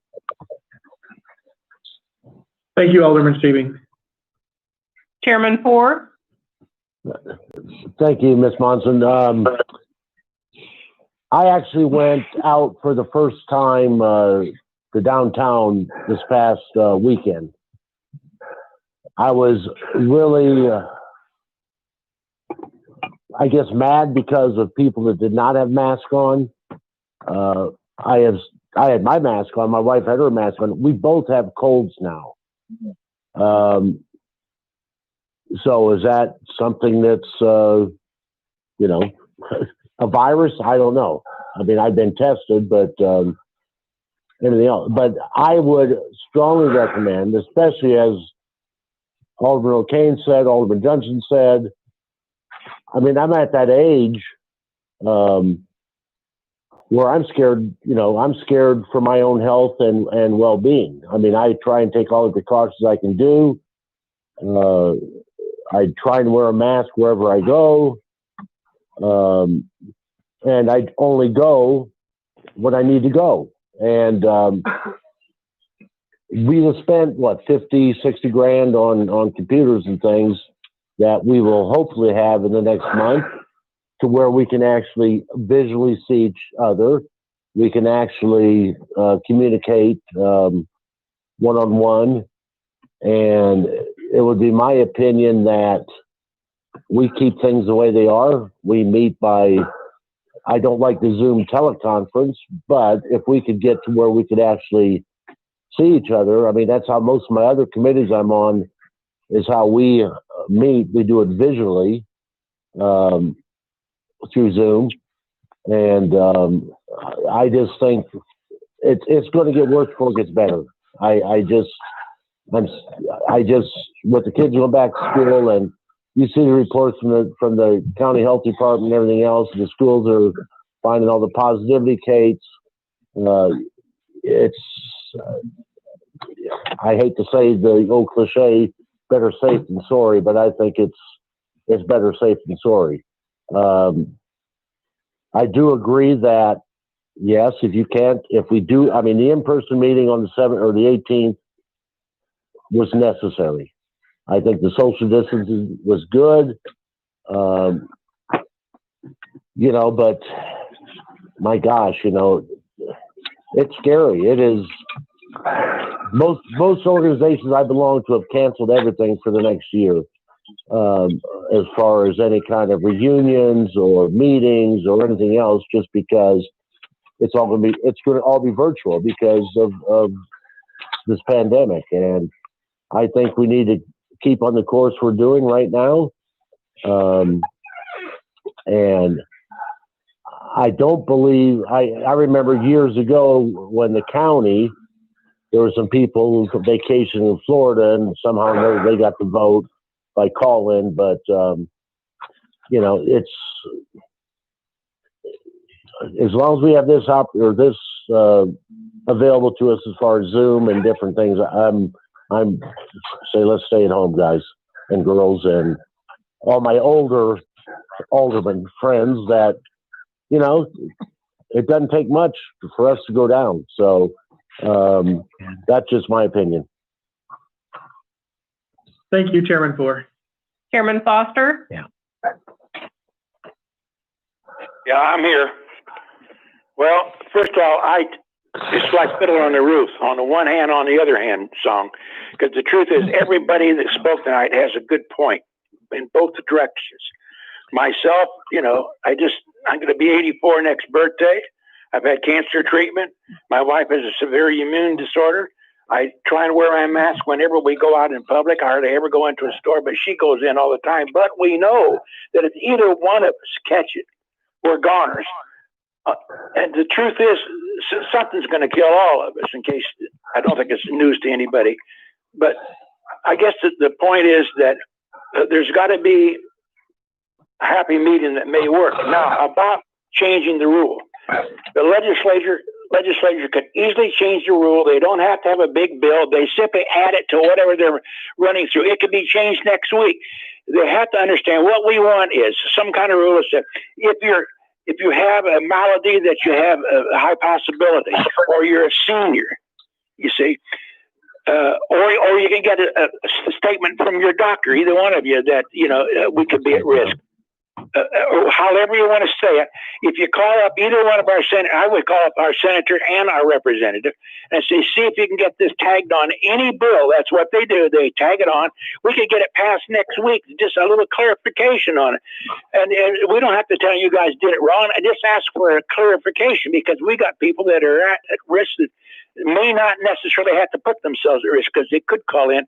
I think also the county may have found some loophole. We can find out about that, but it would not be difficult for the legislature to change the rules very quickly, and the next bill is going through next week. Now, having said that, I do want to address the other side of the coin, though, and that is foreseeing this and having experienced it myself on my office surgeries. When I couldn't go to my meetings, and I started talking about it when I was on the air board, it's very simple to make preparations in case they don't change the rules. And one preparation which I push for is if we're going to start calling in on the meetings, and I've been working with Agnell on this and with Air off and on with some suggestions, we can do a much, much better job online. We can have everybody, I said, if they had the same computer and the same setup, it's set up by the staff down there. We can put a link right on your right on your desktop that will let you log right in with nothing. You see, because the link will be properly coded. It has to come from your computer, which you're going to get. They're going to spend over $1,000 a piece on these computers. So here's the kind of things we should be able to do. And I made these suggestions. And I want to tell you that the mayor and Agnell's been extremely cooperative. I suggest that from now on in, which will aid the public too, that we put automatically have links on our agenda, which you click on, it goes to that very place in your whole packet. The public can look at the same time. I want to make it so easy for people to be able to go around, and they're going to get training on there that they can sit down and comfortably click on their computer and go and see what we're talking about. If it's, how long it takes to find item 12B or 12C, you got to scroll through everything, slow it down, try and catch the numbers that goes flying by. They can all be changed because they'll be going to the system. And these guys know how to build links real easy on the agenda. So, in other words, if it's a printed matter, there can be a link on there that goes to it so everybody can see what we're talking about at the same time. That's one thing we do. Making it easier for us to access. There are some of us that have problems even with the phone. If you have a button and you have a computer and you've had the training, there is no reason, unless, you don't have your arms, that you can't push that button and sit down and make your meeting, because it'll be that easy. And they got big monitors. Everybody can see it very easy. That's 27-inch monitors are coming with the setup. And Agnell can probably address that in detail. But the point is, he can get it to the place that when you get your computer and your training, you should be able to very easy log in. We're not going to have the trouble tonight like some of us had just getting unmuted, And yes, they do change the rules, and they're finished for that. But there's other people like Uber and other people have different rules and different setups. We need to look real quickly before we go to audio, visual, both. But I'm going to tell you, it's a world of difference, and it's true. I agree with the rest. I'm going to have to get out of my underwear now, if we're going to go on. On that. But if you want to get up or or something like that, you click audio off while you're gone, and it simply goes and just shows your name without any picture. So it's not like you're trapped there in front of the thing where they can look into your house and see whether or not your nation blinds need to be dusted or something. So what I'm saying is, this is so convenient and so expensive for the city. And I said, this is a good idea. It's a good idea because you never know what's coming down the road. Personally, I think this whole thing's going to go away this fall, but maybe it's more like a political opinion than it is a wish. But I think in the meantime, we have to prepare for the other things that are coming on us, So I don't think it needs to say anything more. What we're trying to do is we try to address both sides of it. If we're going to get stuck for a while, maybe another 4 or 5 months, who knows? At least we can communicate with you. And they're coming along. They're just waiting on a few things.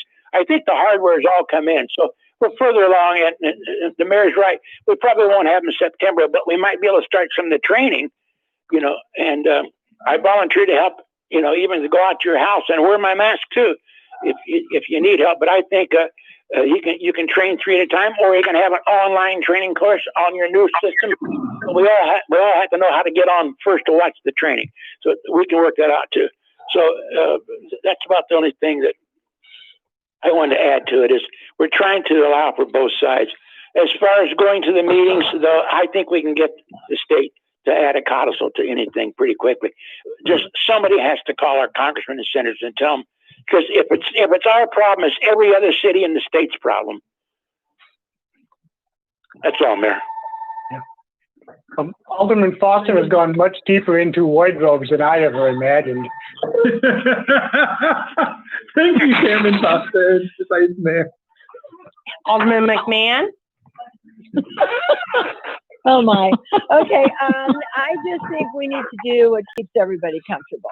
I do agree we need to set a good example. I did enjoy seeing you all the other night when we talked about the casino, but I do understand that, that some people are very afraid of this virus, and we all should be, because any one of us could get it. So I don't have a problem calling in by phone. I will enjoy when we get our laptops up and we can do regular Zoom meetings, because at least we'll be able to see each other and communicate a little better. I think you won't have all of the drag and the trouble with unmuting and things like that. It's very easy to use. I use it every day. So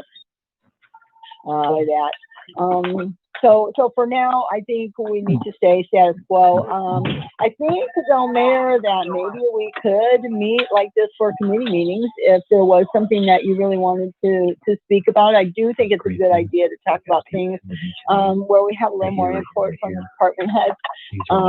So maybe we could do that, or maybe at least when we get our new computers, our new laptops, that we could, start having the committee meetings by Zoom also. So you might want to think about that. But otherwise, yeah, I think we just need to do what makes everybody comfortable. Thank you, Vice Chairman. Alderman Brown? I just listened to everyone, but I guess some things that I said before, this is a serious virus. We know that because it's been made a pandemic. Just not in the United States, it's everywhere. It's not getting better, it's getting worse in some areas. And I just believe we see this happening, and all we have to do is say, hey, it's here. We want to keep our community safe as possible. So with doing that, following the guidelines, with wearing our masks, taking our temperatures, going in and out of buildings, but safer yet, if we're at home, it's even better. So we have to kind of, I guess I'm this way. I don't think of it by myself as it's going to harm me, but I can harm others. And I'd hate for that to be a cause of someone's death, even though, as Alderman Foster said, we are going to die from something, but we don't want to hurry it along with contracting coronavirus. So we know that this is something that's very serious, and we just use our common senses, and right now just continue like we're doing. We're able to get business taken care of. It may not be like what we're used to, but we're not doing anything that we're used to doing. So I'm definitely to say if we have to stay another year like this, and like you said, we've got the equipment now, if we go to Zoom, we just have to do what we have to do for the safety of all of us. That's all I have to say. Thank you for that, Alderman Brown. Mayor Williams? Yes, ma'am. Alderman Pickering, I would like to say too, I do agree with Alderman O'Kane and Iverson. I definitely feel a need that we need to have our committee meetings even before we get the computers and the laptops to do it like we're doing now. I think that'd be a very good idea. Thank you. Thank you, Alderman Pickering. So at this time, I think what I would like for us to do is to do a couple of things. One would be to have another straw poll on whether or not we continue meeting electronically or in person for our our city council, and then also that would determine from there whether, then we would vote on, have a straw call on whether or not we wanted to have committee meetings in person or not. And then from there, I don't think that we need to have a vote. It sounds to me that most people wish to return to having committee meetings. So if that's the case, I would only ask that we return to that having, if we could start doing them in October, only because it's so much easier when I can see you. It's so hard to know who to call on. Sometimes we unintentionally speak over one another. There are issues with muting because every time we call through, call in, they change the parameters. If we all have the same exact setups, I just think it would be a lot easier for us to operate that way. So I would ask that if you all would be willing that we return to committee meetings next month instead of this month. However, I will take that as our final question as well. So first, if you are in favor of continuing to meet electronically, and then we'll do a kind of a roll call vote. The clerk will call on you.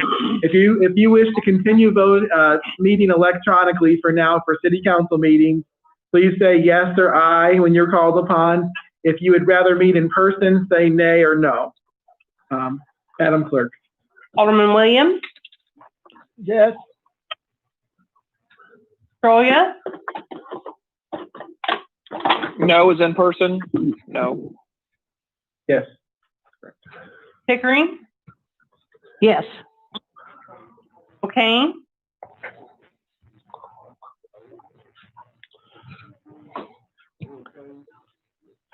Alderman O'Kane? Yes, with review in the future. Iverson, Yes. Reading, Yes. Ford, Okay, and the question is yes, you don't want to meet in person, and no is you do? That is Yes. correct, Chairman. Yes, I do not want to meet in person. Yes, you want to meet electronically. Yes. Okay. Yes. Foster, Yeah, first off, I guess it's yes, because I'm in favor of going back. I forgot to say that. Going back to the committee meetings. And one quick thing, if you're confused about how to vote, if we get this thing set up on Zoom properly, you just push a button and on your a hand goes up, they know you want to be called on, and we can see everybody who wants to speak, and we can see everybody who's speaking, and we can also see who hasn't muted too. So it's the yes for me. Thanks, Chairman. McMahon, Yes. Brown, Yes, virtual. Dungeon, Yes. Stone, Yeah. Yes. 11 yes. 11 yes, so we will continue to have our city council meetings electronically. I would suggest that we review this again in November. At this time, the clerk will call on you.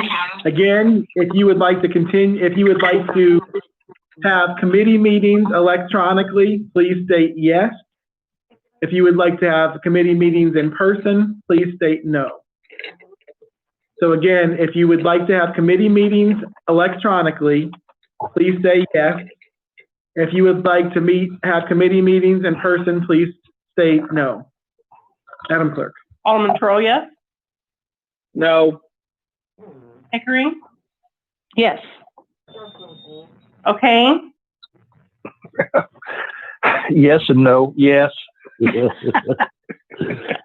Iverson, I feel the same way. Alderman O'Kane felt. Yes. Reading, Yes. Ford, Well, I'm like O'Kane and Iverson. Yes, I'd love to have them, but no, or yes, not to have them, no, however. I think we're really clarifying the issue here, aren't we? We need Zoom in our computers. Yes, we do. Yes, sir. So was your vote yes to, Yes, yes, to the electronic, yes. Thank you, Chairman. Foster? Well, yes, but I assume it's to start in October. You know, we're not going to have one this month. I guess that's what I understood the mayor wanted. Yes. McMahon? I'm still trying to get my head around y'all. Yeah, I'd like to have meetings. Yes, thank you. Brown? Yes. Jeez. Johnson? Yes. Stone? Yes. Williams? Yes. 11 yes. 11 yes, thank you. The final straw poll I'll take is whether to resume committee meetings in September or October. I would strongly recommend that we do it in October because I think it will be much, much easier for us to communicate. However, I am open to the pleasure of the council. So if you would prefer to meet in October, once we have our computer equipment, to start committee meetings in October, once we have all of our electronic equipment, please say October. If you would prefer to try to start meeting now without the electronic equipment, please say September. Mayor, this is okay. Yes, Mayor, yes. question first. Okay. Yes. When are you going to bring out any discussion on the next budget? October or September? I need to get my budget. I need to get my budget information, but I think it will be October is when we're supposed to start our budget discussions. Okay, because if there's a discussion on the budget, I want committee. Otherwise, okay, I understand. I'll vote for now. Ashlyn, are you here with us? Comptroller? She probably went to sleep by now. Yeah. Hey, she's got a baby. Come on. Can everyone hear me? Yes, we can, Comptroller. Can you address the question when our budget discussions begin? Yes, I can. If you address the budget schedule that was handed out, was it 2 council meetings ago? October 6th is the first draft of the levy and budget that will be presented to council. Thank you, Comptroller. Thank you. All right, Madam Clerk. So again, October, if you wish to resume committee meetings electronically when we have all of our equipment, in September, if you wish to try to start them now. Alderman Pickering? September. Okay. I'll hide my house till October. Iverson? I'd like to see them soon too, but I'll defer to the mayor's suggestion and say October. Streebing? October. 4? October. Foster? October. McMahon? October. Brown? October. Johnson? October. Stone? October. Williams?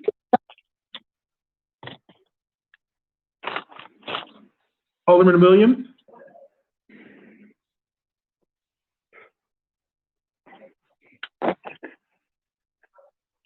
Alderman Williams? Already got the majority for October. Okay, Troya? October's fine. Okay, majority. Okay, all right, thank you. The majority is October, so we will resume our committee meetings in October electronically. Well, Council, you've slouched through a lot of stuff tonight. I appreciate you and all the work that you continue to do. Our people appreciate you, and just thank you for continuing to plot ahead. Are there any items of information for the good of the cause? Chairman Ford. Yes, sir, go ahead. Many of you received, and maybe Corporation Counsel Mockbee can address this. Yeah. We all are required to submit a Section 53J disclosure form, since we all met with members of Danville Development on August 17th. I think the mayor is going to provide us with, everybody was there, but Corporation Counsel Mockbee, can you tell us what we need to do? Do we need to submit for every single person that was there, or do we just say we met with Danville Development and put our names and what we talked about?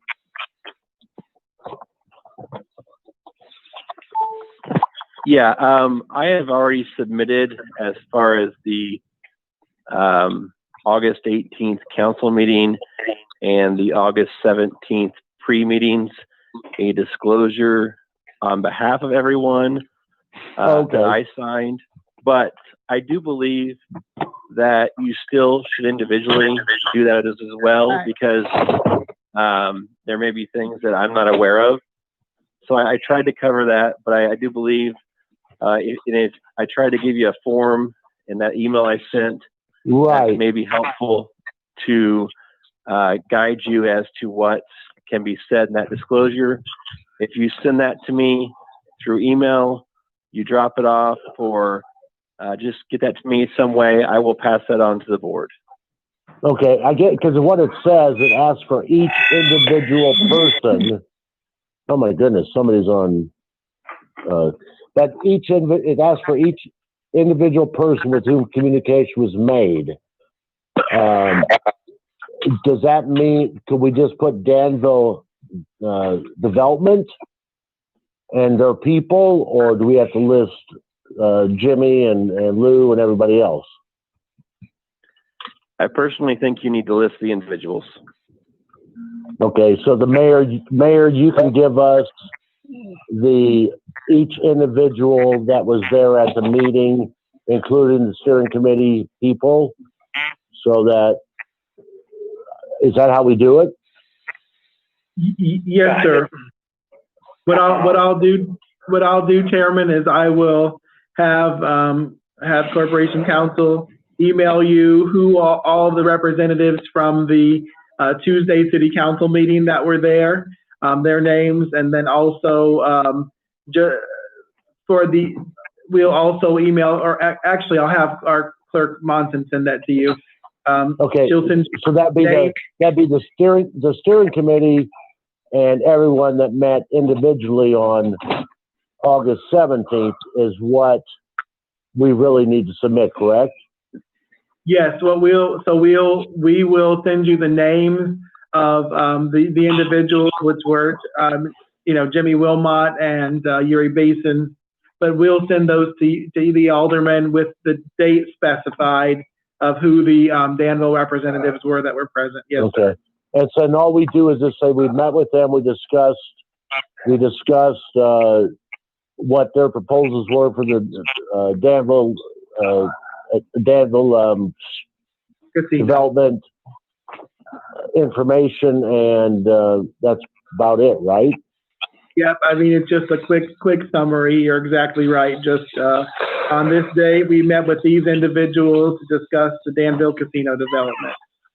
Okay, so Corporation Counsel Mockbee, can that be done on the same form, or do we have to send a separate form for each person who was in the meeting? You can use the same form.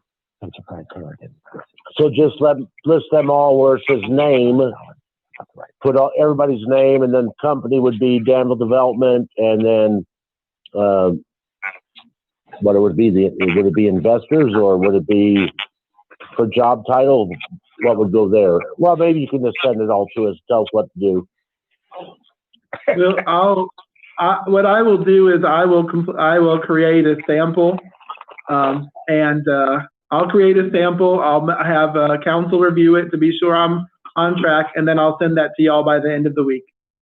That's great. Thank you, this has to be turned, and Corporation Council Mockby, you said you need this by, was it the 15th or something? I think it's 30 days after the meeting. It has to be turned into the gaming board, right? That is correct. Okay. So, I mean, for all the aldermen, I mean, I believe every one of the aldermen met with the individuals, either, I mean, the mayor, myself, the steering committee, we met with them earlier in the morning, but I believe everybody else met with them during the day sometime. So this is required by the state statute. So every one of us has to send something in. Yes, Chairman, that's correct. Okay. Yes, and I might add, Mike, if I may, that these things are archaic. It looks like they're made about 1950, the form. You have to hand sign them, so they need to have your signature on it. You can't email your signature. So I either got to take it down there tomorrow, which I'm planning on doing, or mailing it to you guys so you can mail it on to the city. Or maybe you could scan it. I'm not sure if they'll accept that or not. But the point is, I've already done mine, and I put down I met with the mayor, the council, and Lou Lane, their representative, and 4 or 5 people that were officers of their company. I don't know their names, I don't know their titles, and I don't think I want to. And I said, if you want to know who it is, I said, write in the statement. There's probably a tape on that, or the city can give you the list. Because I want to read the form. I'm glad the mayor's going to send us something. I mean, it's Corporation Council Mockby did send a form to us in an email that you can probably scan and email back to him. But that's just something very important. Somebody else, but I've already done it, Mike. Well, Steve, can't you convert it to a fillable PDF? No, I don't have a PDF. Okay. We will. Thank you, Mayor. Thank you, Chairman. Any other items of information for the good of the cause? Mayor Williams. Yes, ma'am. Is it Alderman Pickering? Yes, I do have one question on this disclosure form. Since we did have 2 different meetings, do we need 2 different forms, or can we put that all in one form? We for would the need 17th and the 18th. We would need 2 different forms, I believe. And is that accurate, Council? Yes. Okay, so one for the 17th and one for the 18th. Yes, ma'am, that's correct. Okay, thank you. Yes. Mayor Williams, this is McMahon. Okay, so Corporation Council, I already sent mine in for the meeting that I had ahead of time on the 18th. So what you're saying is the one that you sent on behalf of all of us for the council is not enough. I have to do another one for the council meeting. I believe that you should, but I did one for everyone just in case. So I believe that if you were present, I think you should do one. But I did one on behalf of the council as well. Okay, so I will send that one in tomorrow. And you guys, if you have to print it off to sign it, all you gotta do is take a picture of it on your phone, and then you can email it from your phone back to Corporation Council, and he'll take care of it for you. Yep, that's great. You don't have to run them all, Steve. Thanks for that reminder for everyone, Vice Chairman. So Corporation Council and the mayor will send us all a kind of a draft of what we need to send in, right? Yes, that's correct, Chairman. Okay, thank you, Mayor. Yes, sir. All right. Any other items of information for the good of the cause? Having satisfied the agenda. Mayor, Chairman Floor again. Yes, sir. Sorry. Are we doing any? I know, but it's only been 2.5 hours. I've tried to make it go to 8:30. Is there any enforcement of not wearing masks in bars and different things and events going on in downtown Danville? Chairman, unfortunately, unless we have not created any kind of local mask ordinance. Under the guidelines that were presented by the governor, we do not have the authority to make people wear masks. We would have to create our own. Okay. So the only way that happens Okay, gotcha. But That's just all I for need. clarification, okay, go ahead, Chairman. No, I just was saying that because when I went downtown Friday, first time I've been out, and people without masks and other establishments not requiring masks, this was a very big concern. I understand. The thing is, really, technically, the health department is the one that has enforcement power for that. The only way we can become involved, Chairman, is if, let's say that someone owns a shop of some kind and an individual attempts to enter without having a mask and they have a mask requirement, the folks from the establishment can then say, please put your mask on. If you don't, you can't enter. If the person is belligerent and still tries to enter, then at that point, the entity could call the police and we could have them removed for trespassing, but it's only at the request of the actual owner of the property themselves. Okay, appreciate that. Yes, sir. A lot of people have asked that question, so thank you. All right. Having satisfied the agenda, I would entertain a motion to adjourn. There's no closed session. Chairman Poor again. No, I just teasing. It's been moved and seconded. All those in favor of adjourning, please signify by saying aye. Aye. Aye. We are adjourned. Have a great week, everyone. Thank you. Thanks, Mayor. Bye. Good night, everybody. Be safe. Good night. Bye-bye.